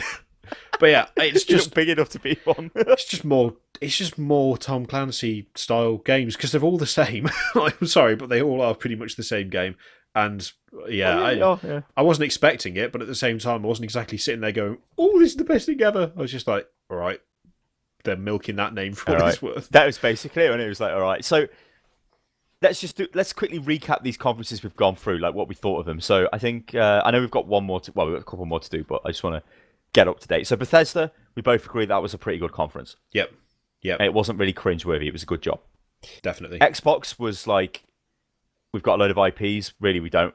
Well, new IPs, we don't really. Here's a load of sequels. Here's a car, and here's a crazy HoloLens, and thank you for coming. Oh, and here's Gears 4. I rate that at a 4 out of 10. Oh yeah, what do you rate Bethesda at? I'd say 8 out of 10. Okay. It would have been slightly higher if they'd had more Dishonored 2 gameplay. Really, I'm not a fan of review scores, but I'm fine in this context. Oh, EA, yeah. how'd you rate that? I mean, Battlefront raises it up to, I'd say, and Need for Speed raises it up to a 6 out of 10. Okay. Ubisoft. Well, I mean, For Honor, I'm gonna say that its entire 5 out of 10 was purely down to For Honor. And yeah, because if that was all they announced, it would have been 10 out of 10. But unfortunately, they stayed on for longer. So I was going to say I think it's the worst one, but it wasn't Nintendo's. Well, spoiler. Anyway, Sony. So move on to these chaps, and first thing they show is The Last Guardian. I don't know what the hell this is. My Twitter exploded. The gameplay footage they were showing me looked like it was running at about 15 FPS. It looked terrible. And I'm just like, okay. They showed people then started talking like, oh my god, for years and years people have been after this. Yeah. Oh, they can't wait, and everybody was losing their mind about it. But I just was like, I'm pretty sure I read that they showed it in like 2011 at E3, Last Guardian, and it looks the same as it did then. Which, if that's true, would be mind-blowingly bad. But like you, I just was like, I don't know. I don't really know what this is. I'm not all that bothered by it, frankly. It's not. If I knew what it was, then maybe I would be, but I don't. So. And then they show more Battlefront, which is great. Yeah. Then Horizon Zero Dawn. This is funky.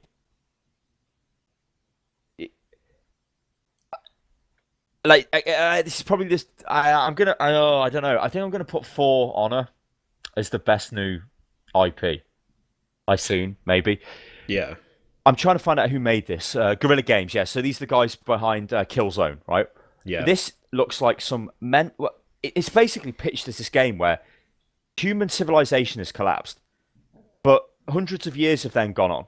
So humans are tribal again, but we still use technology. But then there are crazy, like there doesn't appear to be animals anymore. They're just massive cybernetic fucking creatures that are all over the landscape. And you're this crazy woman with a mental cyber bow running around like it shows you like Assassin's Creed style gameplay where she's like hiding in the bushes, when you go in the bushes and you're all stealthy, moving around, and then she's like trying to harvest vials of green delight off these like stegosaurus looking robot things, and then like a massive T-Rex thing comes in and she's having a massive fight with it, but it's like a massive boss fight. I'm like, what the fuck is that? And then it just ended. I was like, it looks good. Yeah, I don't know what it is, but it looks amazing. What? Now, right, so Guerrilla with Killzone make games look really good. Killzone on the PS4 as the launch title looked absolutely shit hot. I remember when I showed you, didn't I? You were like, what the fuck? Like, bloke's face, it just looked ridiculous. I know it wasn't 60 FPS. I think it was 30 FPS. But it looked great. So, you're going to get a good game off them. Graphically. But Killzone isn't that good. It's a bit shit as a game. So is this going to be shit? We don't know. But I don't know enough about it, but it looked crazy. And I was like, wow, why didn't you open with that instead of this shit? Like Last Guardian and whatever. I'm with you. I didn't know really what was... I say I didn't know what was going on. It was clearly a mental, like, hunter woman with a crazy bow shooting robot dinosaurs. Which, I mean, sounds self-explanatory, but it's not really, because what the hell. But it did look really interesting. Like, really just... It just seemed like a crazy idea. And I'm all for games that are like crazy ideas, because that... I'm all for new IPs. If you give me a new IP that looks interesting, then that's great. If you just give me a new IP that's a fucking indie hipster platform puzzler, then I don't care. Disney Infinity bloke, I don't care about that either. In fact, I don't even understand what this is. Is this like Amiibos or something? I don't know. I have no idea. I don't have a clue what Disney... I see this, like, if you ever go out into the real world and go shopping, right, you'll see this shit everywhere, and it's like, kids no longer have toys, they just have this shit. Yeah. Yeah. I don't know what it is. I don't understand it at all. It's just odd. It's just like... just give me more Horizon Zero Dawn. Don't give me Disney Infinity. I don't understand it. What the... Well... I apologise for the... yeah, well, she don't understand it as well. She's confused. Hitman. Now, this is a reboot, it looks like, because it's just called Hitman. Yep, as is the tradition. I think it's going to be episodic, they said, or something crazy, but just Hitman. Yeah. Yeah. I'm not too It excited didn't even about show that. the game. It was just I've like never Hitman. I've never been that fussed about the Hitman franchise, just as a whole. So, Oh, when it first came out, Hitman was like one of those games where it's like, oh god, it's so violent. You're a hitman. You just murder people. Oh yeah, my god. But then, yeah, I've never really like Hitman Absolution. I never really played that, to be honest. I think I've got it. I faffed about in it. It was so ludicrous because you could just like dress yourself up as anyone, and then you just walk around, and they would just be like, "Oh yeah, it's just Steve the gardener," but he's like 6 foot tall, something bald, and looks like a murderer. Yeah, it's like how the hell would we? Whatever. He's got a crazy tattoo on the back of his head. It's like, yeah, right, Steve. Well, here's the interesting talking point. This Shenmue 3. I may have butchered that.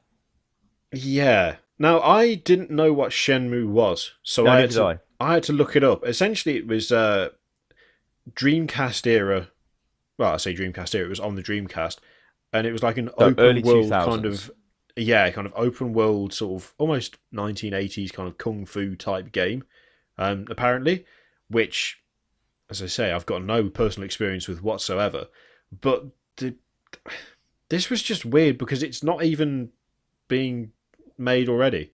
It's a Kickstarter.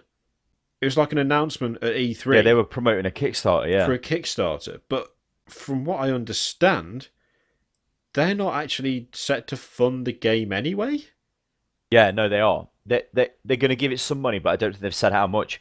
Basically, they wheeled the guy on stage from Shenmue, or whatever the hell it's called, and was like, we're announcing the third version of this game, and it's on Kickstarter, and it's going live right now. And then it went live, and then it got funded literally within 24 hours for $2 million. And then Sony said, oh yeah, we're also giving them some money. It's really interesting, this is, because this is Sony basically generating $2 million for free, right? And then giving the rest of them, like, $2 million to Sony isn't a lot of money. No, like, I don't get it. It's really weird. Like, for a company like that to promote Kickstarter like it did, I find very weird, because that's sort of like, oh yeah, we've got billions and billions, but give us some money so we can make this game for you. We'll give it a bit. Yeah, it'll be fine. I don't know. It's weird. I don't know why they decided to do it. It kind of puzzled me a bit. I assume they're just trying to gauge interest, but at the same time, maybe they could have been. Yeah, $2 million isn't a lot, and if they were that kind of convinced that people were going to be passionate enough to fund it anyway, why didn't they fund it themselves? Yeah. It was a weird one. It was a really weird one. I mean, that Kickstarter's at like nearly 3.2 million with 29 days to go. Okay. So it's still rising. But yeah, that was a weird one, and I'm not sure I like the idea of publishers getting into the habit of doing kicking off Kickstarter pages at E3. You know what it'd be like? Yeah, it'd be like if EA turned up and went, oh yeah, we heard you guys like Command and Conquer, we own the IP, but we ain't done nothing with it. Tell you what, here's a Kickstarter for the next Command and Conquer game. Yeah. Got a $5 million dollar budget. You get to it and we'll put some money for it. It's like, no, I don't like it. I really don't like that, guys. I just don't like it. Well, Firewatch was the next thing. We've seen Firewatch trailer before, and this was basically kind of the same thing that they showed you again, where it just appears to be some sort of, dare I say, kind of walking simulator game. It kind of looks a bit more like Colab when I played that. So not really just a straight up walking simulator. There are like objectives and things to do. But yeah, you're just a guy in the woods and you man a tower, which watches for basically bushfires and stuff in wherever the hell you are. Yeah. And some strange stuff goes on. That was it. Yeah. That was literally all he showed. I'm not massively excited for it, to be honest. It looks okay, but it didn't seem like a big enough title, I guess. No, it's just you know what it is? It's that indie shit again. It was like, here's that indie little thing. Yeah, it's the token indie game. Yeah, I don't know. I want to play that game, so we'll see what happens. But then talking about excitement, Mr. Kirioth, Final Fantasy VII HD Remake, I think has been the most... Well, I think Battlefront trailer is the most viewed thing from E3, but this is quite close behind. Yeah. Like millions and millions of views. I'm fairly sure some people literally died when this was announced. Well, and they've been going on about this for years and years, ain't they? This is the only Final Fantasy game I've ever played. And I completed it. I'm trying to rack my memory here because I borrowed it off my cousin and he took it back off me after I completed it, and I played it on the PS1.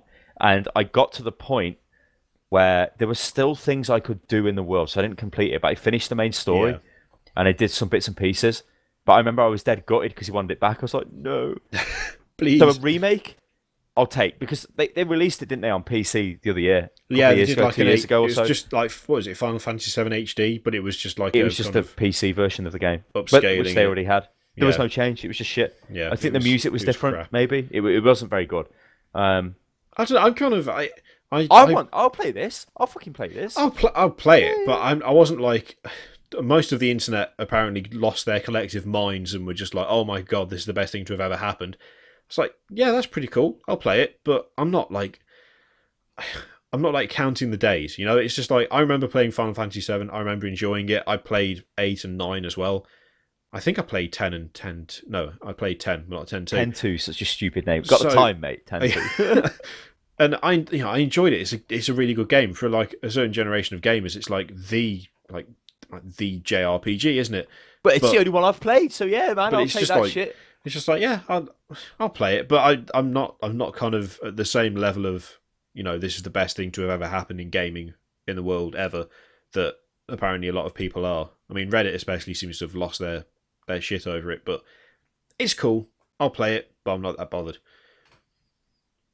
Uncharted 4, not bothered. No, I'm not that bothered about Uncharted 4, but this looked quite good, what they were showing, right? It's really it's like a cheesy Indiana Jones thing. Yeah. In Uncharted.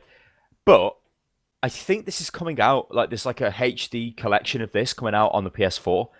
I will get that and play that, and that'll no doubt make me hyped for this, right? Because I've not played any of them. I think I've got Uncharted 3,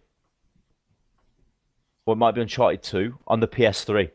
Which, hilariously, I have right here, so I can just pick it up and go, here's a PS3. You'll know, not plugged in any way. No, it's wireless, this PS3. Wireless power, good lord. The future is now. Yeah, like, you know, a phone charger. Got nothing in it, look. But, yeah, I downloaded it on that, and because it was part of the PSN thing, or whatever it is. Yeah. Which I never bothered to look at, even though I pay for every month, which is retarded. I'm the same, I need to. I'm the same with Xbox as well, but, yeah, so I never played it. So I've got no story. I just never played it. But give me on the PS4, I'll play that shit because the graphics will look better. So yeah, it's a series I've completely missed out on. So I'll wait until you've played it and then you can tell me whether it's any good or not. They're just films, like I said earlier on. Everyone's told me that it's just a movie that you play through, and you don't really have customization as such. You just play through the movie, and it's like, well, okay, great. You know, like The Last of Us was like that, I guess. Yeah. Which was a good game, but it wasn't amazing like what it was going on about. So it makes me apprehensive towards Uncharted, and I think, well, everyone says it's great, but are these just guys who have like not played proper games like The Witcher? You know? I don't know. Okay, so then they showed more Assassin's Creed Syndicate. Oh, actually, talking about Uncharted 4, they fucked the demo, didn't they? It didn't work at the start. I don't know whether you watched this live. No, I didn't watch it live. What happened was, right, it goes, here you go, here's a demo. And it starts, it loads up, Drake's talking to some guy, and he's like, okay. And the guy walks off, and then Drake goes to turn and just stands there like this. And like, he's not moving. And I'm like, what? And everyone's like, what? And then this went on for about a minute, and then it just restarted again. It was like, whoa, okay. They've obviously just pressed restart on the fucking thing. But then it worked, luckily, which was funny. God. There's always something goes wrong at E3. Yeah. Yeah, Assassin's Creed Syndicate, we don't care about. We spoke about that before. Call of Duty Black Ops 3. Now, they were like, I'm sure, where the hell was Destiny? I think Destiny was on the PS4 thing as well, when they were going on about whatever Crota's dad's back. It's not showing up in the list, but Destiny was part of the PlayStation one. Yeah, it was. Because I think you get do you get access to new stuff early or something on PlayStation 4 for the expansion? The primary platform and all that shit. They said, I think it's called the Throne of the Taken King or something, or the Taken King, something like that. It's like this, the lore in Destiny is completely shit, right? It's so shit, I know what the lore is, and I ain't played the game for months and months, right? Crota, he was a raid, like you killed Crota. Crota's End, I think it was called. This is Crota's dad. He's coming to kill you. That's all it is. Because in Destiny, everything's got a nondescript name. Yeah. Like, you know, you're a guardian, and I have gone through this before, but whatever. But it showed you in the footage, bloke, Crota being killed with Crota's sword. Now, did you ever use the sword in that game? It was part of one mission, and it was amazing. You did in the raid as well. For Crota. That's what I'm saying. Yeah. You kill Crota with the sword, but I never played the raid. But in this, the group stuff, you got to hack the shit out of people, didn't you? yeah, and it was like fucking hell. This was so good. Like, why haven't they got a melee class like that running around butchering people? That'd be amazing. But apparently, you got to use that on Crota, and he's back. That's all we know. So great. But yeah, Black Ops 3 looks like a backward step from Advanced Warfare. Now they're like, well, it's now the primary platform for Call of Duty, the PS4. So they probably paid a ton of money to Activision for this. So I think they're going to get stuff earlier, right? That's a bit crazy. Than Xbox. But the game they showed, the multiplayer footage they showed, it looked like a kind of toned down Titanfall without Titans. Yeah. It was just basically it's just Call of Duty with parkour. That's what it looked like. Yeah.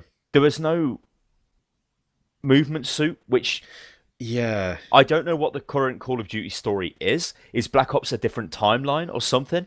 Because Black Ops is in the future more than Advanced Warfare. And in Advanced Warfare, the soldiers are using exosuits to run around the battlefield real quick. Why haven't they got them now? Do you think they just... Well, I was the fans don't like them. The fans don't like them. Yeah, I was going to say, I'd imagine it's just people complained about it, and so... Ali A is the biggest Call of Duty channel on YouTube, and he has said to me, does not like the exosuit. Yeah. If he's the biggest channel, he's going to be. He's going to be representative of. Yeah, what they don't like is the fact that they get killed from behind. I've said this before, but I'll say it again. I mean, Call of Duty generally it's a flow. You flow around the map. You kill people here, they then spawn here, so you can run to them there. They then spawn here. If they kill you, you spawn here. That's how it works. Yeah. Advanced Warfare, because you were so mobile, meant you could just go anywhere, and they would get killed from behind. And they're like, well, that's not good. That's not skill. Which it is, I'm afraid, kids, but not in their eyes. So they've got rid of that. It looks like they always had like a stupid gimmick, don't they? There's some sort of gauntlet they've got which fires out like. I thought it was just like there was like a robot as well. It was just like some sort of mech suit thing. It looked like just like a standard robot. Oh, well, they had that gun arm. Yeah, they had that in Advanced Warfare. So that like a sort of kept that basically. It's like a shit Titan, like a small Titan. Yeah. If you want some kind of like continuity, removing the exosuits but keeping stuff like that is like. It's just weird. Crap. Like it's further in the future, but looks less advanced. It's weird. Yeah. But no doubt sell great because I think Black Ops 2 was possibly the best selling one ever. Black Ops 2 was the biggest selling, and everybody goes on about that being the best one and all of that shit. Yeah. So that was their conference, and if you would give that a score, what would it be, Mr. Kirioth? I mean, I guess the sheer manfulness of Horizon and the announcement of Final Fantasy VII that takes up to about a 4. But Disney Infinity, The Last Guardian was just like nothing. And I'm not hyped for that. I don't buy into the hype, and I don't understand what it is. That's the problem. And announcing a Kickstarter is just like that was like fuck off. That's just crap. I don't agree with that at all. People have said that was like a really big PR move for them, and it's like for people who are fans of Shenmue, it was a big PR move for them. But for people who didn't know what Shenmue was, it was like, hey, we are people with a shit ton of money, kickstart our game, which it's like, no, I'm not going to do that. Well, the Nintendo conference was the worst one, I thought. It was really cringeworthy, but it was the worst one. See, I watched the trailers for the games that I didn't know anything about.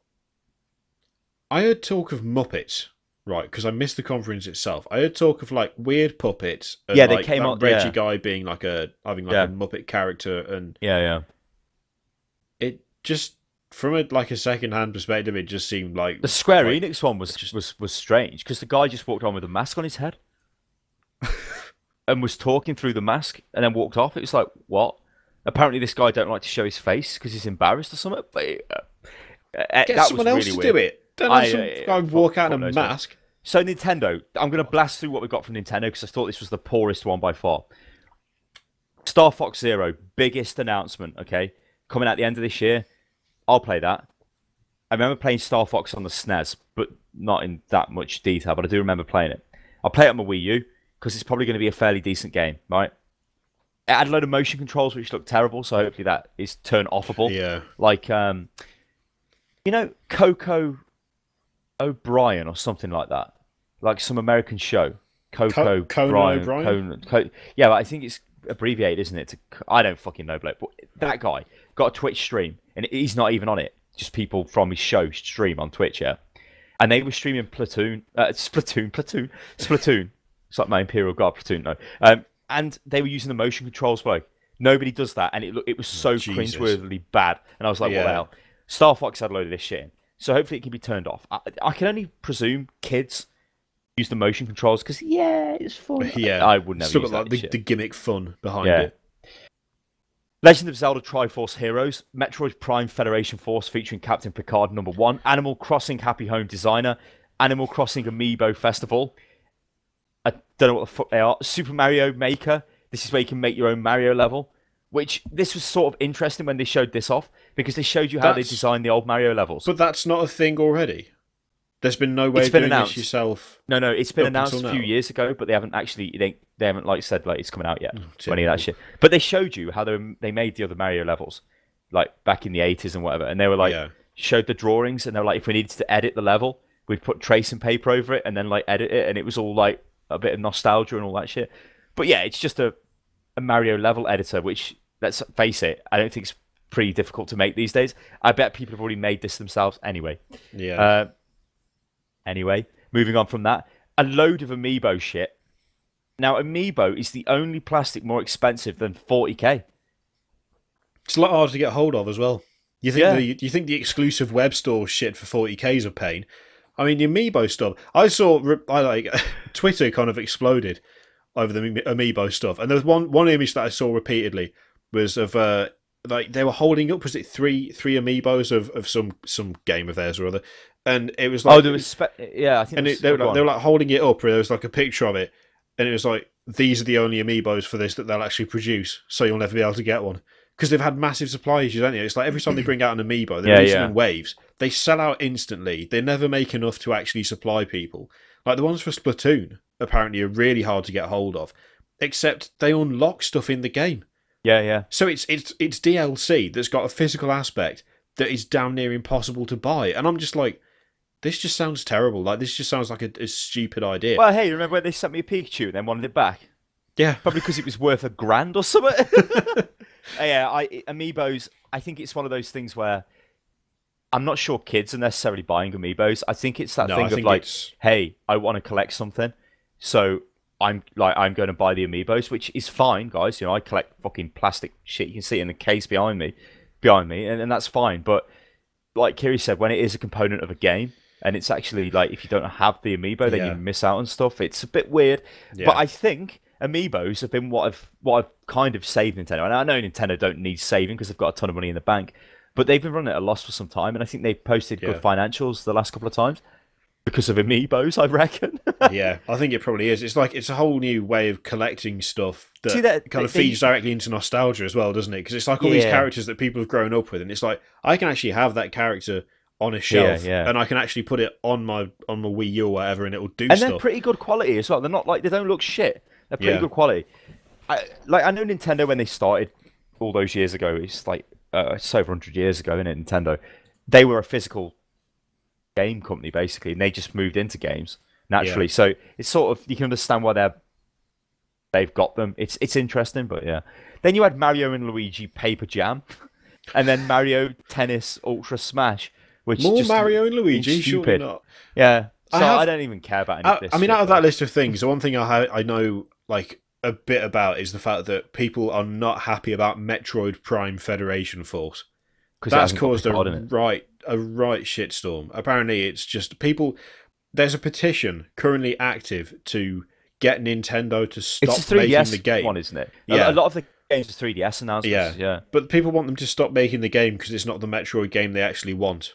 And someone's actually put a petition up, and people have signed it, which is just, to me, is just like, it's just mental. It's like, because they want like I guess a classic Metroid. It's like what is it?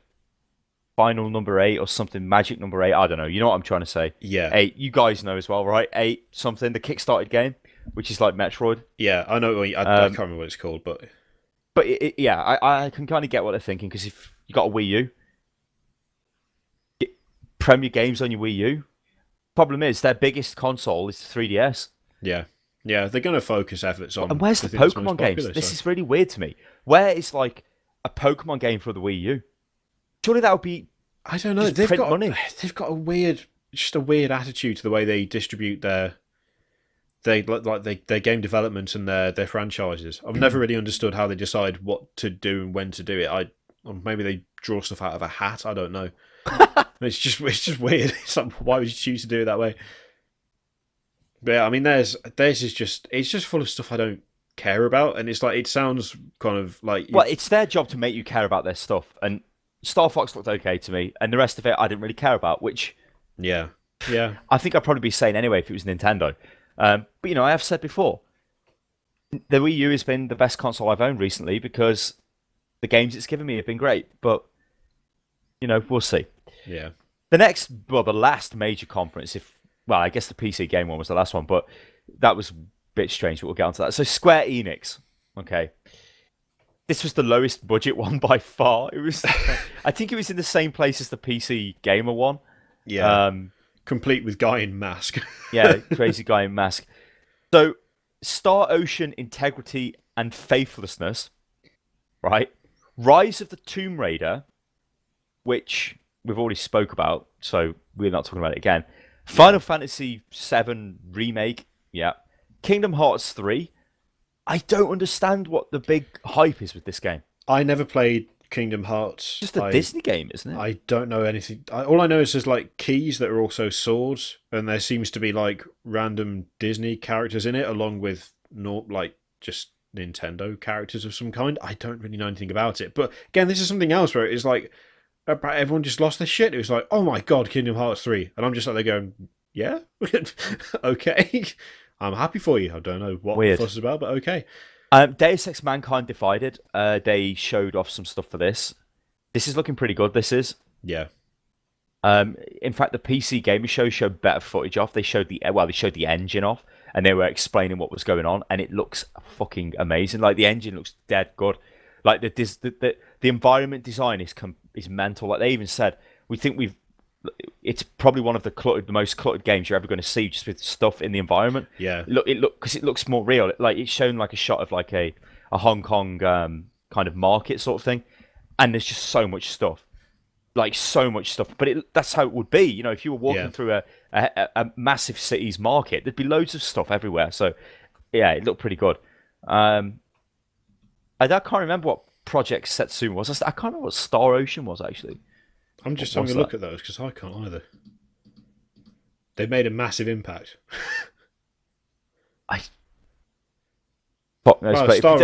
Star Ocean is another sequel. I mean, it's the next Star Ocean title. Oh, it looks like one of those crazy JRPGs again. Yeah. There's like a Oh yeah, I remember seeing this because like a little weird mobile kid section in a dress, and it's yeah. The mobile section came next. That's what I'm saying. Lara Croft Go was like a mobile game, and World of Final Fantasy is like this weird, fucked up looking game. Yeah. And other shit. Nier 2, I don't know what that is either. Nier is like quite an. I seem to remember old game, is it? An old game. But yeah, again, Square Enix was like Deus Ex, yes. I mean, yes. Yeah. Final Fantasy VII HD Remake, obviously. Just Cause 3 as well, yeah. Rise of the Tomb Raider should be decent, but it's like it was kind of a weird mix of stuff I really wanted to see and stuff that it was just like, I guess, a bit alien to me. It's like, let's talk about Just Cause 3. Yeah. I mean, they're a Japanese company, aren't they? So they're going to have that stuff. Yeah. But Deus Ex, it's interesting that they make that. And I guess Hitman maybe, but Just Cause 3 looked just like Just Cause. Like, the biggest problem I've got with Just Cause is it's fun for about an hour, and then it's like, once you've messed around with all the crazy weapons, you get really bored in Just Cause. It isn't like on GTA, you had something to do in that game. Yeah. I know Just Cause is even more ludicrous than GTA in the sense of like the weapons and the destruction, but the thing is, don't really have anything to do with Just Cause. It's like it's ludicrous. There's huge explosions. You know, you can do crazy stuff, but it's like the entire game is just huge explosions and crazy stuff. And it's like at first, you're like, oh my god, this is amazing. But then you want to do the mental stuff straight away because you can, which then means that you're like, I've seen this. Once you've attached a plane to another plane and watched them crash into a mountain, you've done that, and it's like you can do it again, but it's not going to be as fun as the first time. Although I did like the fact they've added in what was actually I say a mod. I think it was just part of a trainer for Just Cause 2, which was being able to grapple two things together. Oh yeah. because I don't think you could do that in Just Cause 2. I think the only time you could do it is if you downloaded a trainer for it, which allows you to do unlimited grapples. You can set the strength of them. And it looks like they've just put that into Just Cause 3. I'm trying to think if they said anything about multiplayer. I can't remember. No, they didn't. Because obviously everyone remembers the massive mod for Just Cause 2 with the multiplayer. Yeah, I don't remember them saying anything about it, which is a kind of lost opportunity, I think. I think they probably should have done something with it. Because that revived Just Cause 2 and got a lot more people playing it again. Oh, it did. Yeah, it went straight to the top of the Steam sales chart again, which again shows the power of modding. Now, the last show which went down at E3 was a new show, which has never happened before. And this was the PC gaming show. You know what? Sponsored by like AMD and PC Gamer and all this shit. I've got a problem with this, right? Yeah. It was described as the official PC gaming show. Yeah. But it was sponsored by AMD and put on by PC Gamer. When you say things like that, the Xbox conference, or the Microsoft conference, was about Xbox primarily, and there was some crossover into Windows 10. The Sony conference was about PS4 primarily, and there was a little bit of crossover into mobile. But you can definitely say that those were the official shows for those things, because what about the Vita? Actually, they just fucking ignored that. They ignore that. Yeah. I don't think they bother in the West with that anymore. I think it's just like whatever.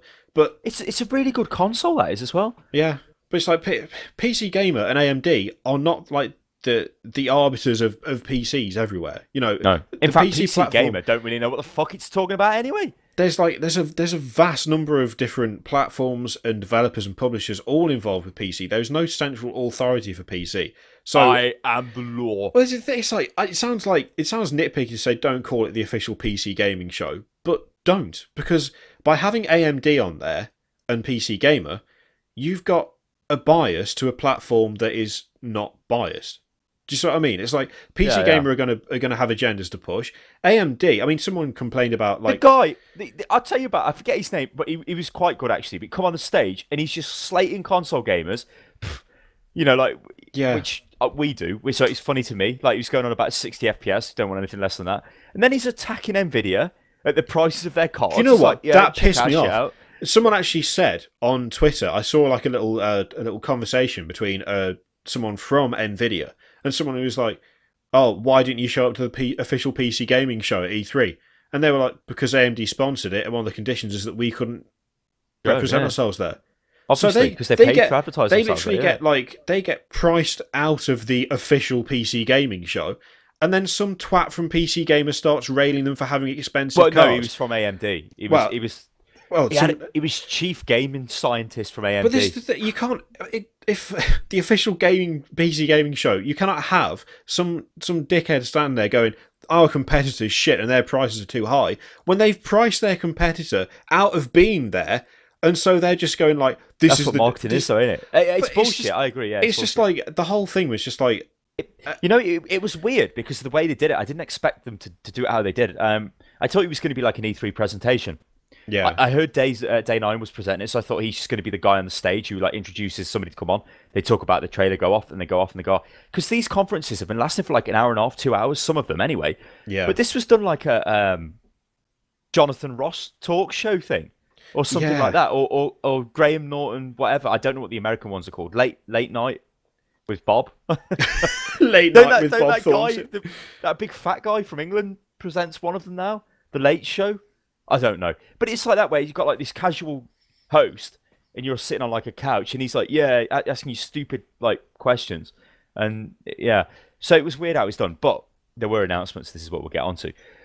Oh well, and talking about PC game, they had Phil Spencer on. No, he's from Xbox, so okay, and he's just saying, we've got a renewed interest in PC. Great, and he looked really awkward, like he didn't want to be there.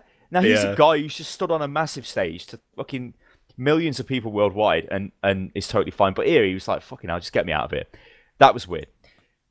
So the first thing they announced was Killing Floor 2 update.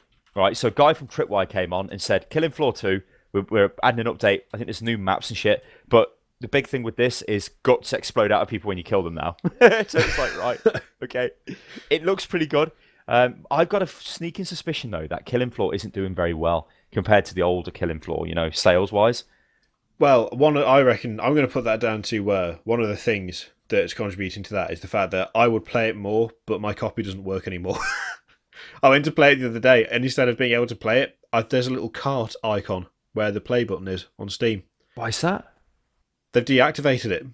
So we got copies, then we streamed it, and now my copy's been deactivated. So it's in my library. Turned off the press copies. But you've got to purchase the game if you want to play it again. But whatever, we would buy the game and play it. But what I'm saying is, it's not. You know what did my head in with it? Where was the shop? I liked the shop with the woman, and all the really heavy like Cockney accents are all gone. Yeah, and there wasn't enough. There's not enough weapon. I mean, it's in early access. This thing, I kind of was a bit cheap to them saying it just adds a map and shit. They did say it's 50% extra content compared to what's available on top, so it is getting better. But that wasn't the big thing for these guys, because what they announced is a really weird name for a game. Right, this is Rising Storm 2, Vietnam. Right. Now, why this is weird? Because Rising Storm is a reference to the Japanese Empire. They were a rising storm in the Pacific, right? Yeah? Yeah. So that was a game about the Japanese in World War II. Rising Storm 2, Vietnam, is nothing to do with Japan at all. So this is why I was a bit... I didn't expect them to call it that. It's a weird name. It's some at Vietnam, yeah, I'd expect it, because from the trailer, it just looked like, I want this game, because it's basically Red Orchestra in Vietnam, but they couldn't call it Red Orchestra Vietnam, because that's Red Orchestra is obviously Soviet. Yeah. But Rising Storm, is it just because it's Asian they've called it that? Weird. Yeah, that's really bizarre. I don't... Change the name, God. We want to talk about bizarre, bloke. So, Total War turn up. The trailer shows off all of their Total War shit. Yeah. From the last few years, with a little bit of Total Warhammer pre-rendered stuff, and then walked off the stage. Where's the gameplay? Yeah. I mean, we don't want to see it, because we do want to see it. Even if it's the same as all the other Total War games, which it probably is, we still need gameplay. Just like doing a pre-rendered thing is crap. Like, people want information, not just like more... They gave us a bit of information about it. They said, like, a lot of them were references to Total War systems, so they kind of went over my head a bit, but they said there is an emphasis on, like, champions. So, like, Carl Franz, if he is there, he is there in the battle. He's not, like, just a guy who isn't there. He's there in the battle. Yeah. And if he dies, he's fucking dead. It's like, he's alive. And I thought, oh, that's pretty good. Yeah. And like the real life names of all the other fantasy heroes and stuff. So it looks, well, I say it looks, what they were just talking. There was no footage of this. So yeah. They showed like some concept stuff, but there was nothing really. It bugs me. It was like a nothing kind of showing. It's like, why show up? If you're not gonna provide something that's new and different, then is it kind of a waste of time? I don't know. Maybe they don't consider it to be a waste of time. It's marketing, but it's... Yeah, but it's nothing marketing. It's like, you've... like, I was sitting there on Twitter like, yeah, come on, give me the gameplay. And I was like, what? Yeah. Seriously? So it was a bit weird. Then Pillars of Eternity came on and said, we've got an expansion. Now, Pillars of Eternity is a fucking great game. It's a CRPG, so a classic RPG game. A game that I haven't played enough of because it takes too much time. Which it's like, one day when I retire, Mr. Kirioth, it's just going to be like... Holy shit, look at all these games. I'll just sit there and play them all. It'll be beautiful. But I ain't got much to say about that.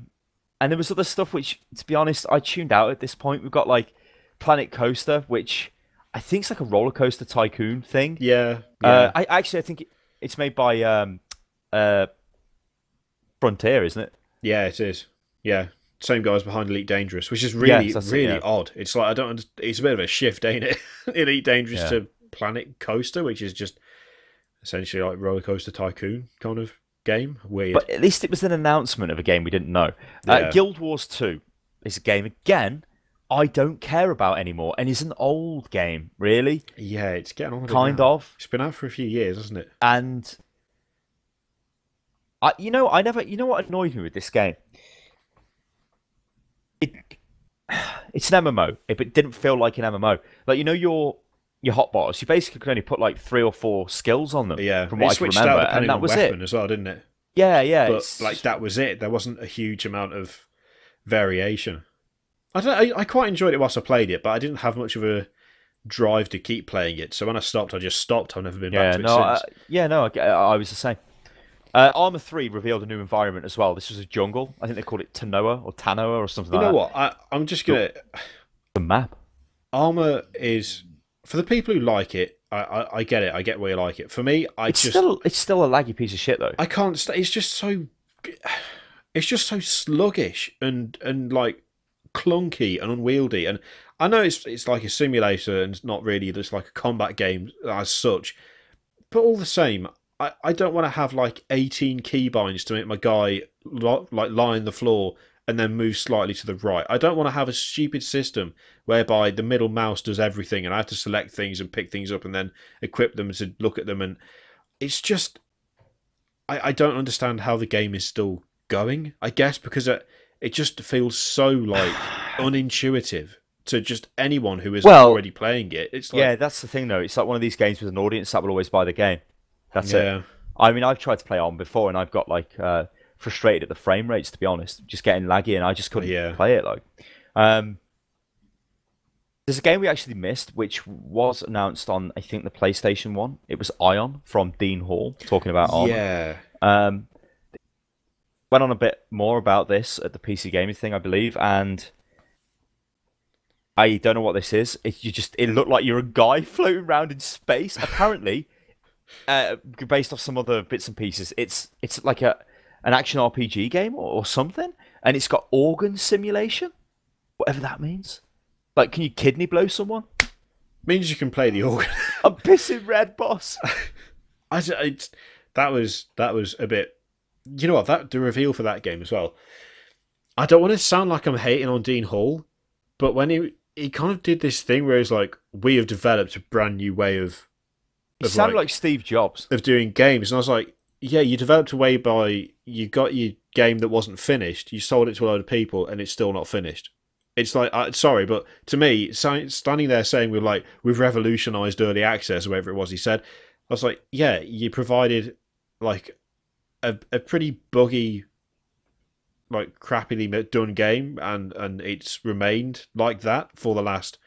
like however many years it's been out, so, and nothing's changed. I'll defend him, but only to a point, because he was in charge of the mod development, right? But for a very long time, it didn't really go anywhere. But then he sold it, didn't he, to Bohemia, who are the Arma guys, and they took him on as like a advisor or something.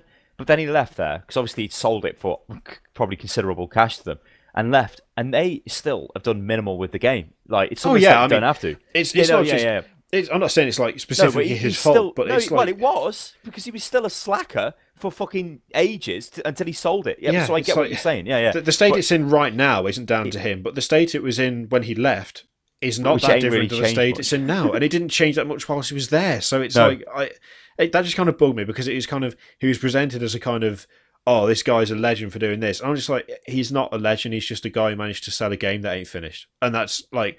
Yeah, he may have had a good idea, and I'm not saying that DayZ isn't a good idea, because it is. It clearly is, because it was top of Steam for God knows how long, and it still sells consistently well. Well, its player numbers are dropping now. I think nothing's changed. Well, that Sony game, Daybreak game, that shit game. Yeah. Well, there's a game we did forget from Sony, and that was No Man's Sky. But there was an interesting thing on the PC Gamer thing. Or PC Gaming Show. It wasn't PC Gamer as such, but because their names are so similar. This is coming out on PC at the same time as PS4. It's the first time they've announced that. Because remember, it was all PS4 exclusive. Yeah. Filthy, that is. Because I remember even saying... Was there a deal and there's no longer a deal? No, I don't think there ever was. I remember thinking to myself, wow, I'll play this on a PS4. It's a good job I've got a PS4. Yeah. Maybe people have bought PS4s that have been on sale and whatever, thinking, oh yeah, No Man's Sky, and they've been shot up the arse. Because there's one thing, if you're like me and you've got a PC and everything else, you'll always play on the PC. Yeah. Unless you've got some reason to play on the console. Maybe you've got friends who play the console, or it's exclusive to a platform. No Man's Sky is a PC game. Yeah. It always looked like a PC game. Yeah, it really did. More people on PC will play it because they'll have HOTFIX setups and stuff than a controller. It's just, I don't like stuff like that where it's like it's presented as one thing, then it turns out to be another. It strikes me as being a bit cheap. especially when it comes. I don't know. Yeah, maybe they did have a timed exclusivity thing. Maybe it just was. Yeah, maybe it was meant to come out, bloke. Maybe that's what's happened. Well, yeah, this is the thing I'm wondering. The other year and didn't. Maybe it was supposed to come out on PS4, but it's just been delayed, and because there was never really a concrete date given, it was like, well, the window for which we would have paid you for it to be exclusive has passed. So, release it on both. We had Legacy of the Void, the prologue campaign, which is just some crap Blizzard are releasing to link the stories together because they're shit at storytelling, so they have to try and provide it together. Shit. StarCraft story will be terrible. Blizzard can't write stories for games. We also got Eternal Conflict, which is the Heroes of the Storm Diablo initiative they've got on at the moment. They've got the Monk is coming. Yeah, the Monk's coming, which is a new support. The Butcher as well. He's in there. Isn't he? I mean, I think I'm happy about. I like Heroes. Yeah, more Diablo stuff because I have to admit, if like on the face of it, sometimes it can look a bit like World of Warcraft Heroes of the Storm. Well, it's just Warcraft, yeah. Because it's like there's a lot of Warcraft stuff in there, and Diablo didn't really get a look in. But with having like all of the classes in there, and actually having some of the recognisable villains in there as well, that's pretty good. Like I like that. I don't know whether I'll actually try the new guys because Joanna is where it's at, but they'll be OP, bloke. Yeah, true. There was a lot of other stuff as well, but nothing really. There's nothing else that really stood out for me. Yeah, no, I can't really see anything that really.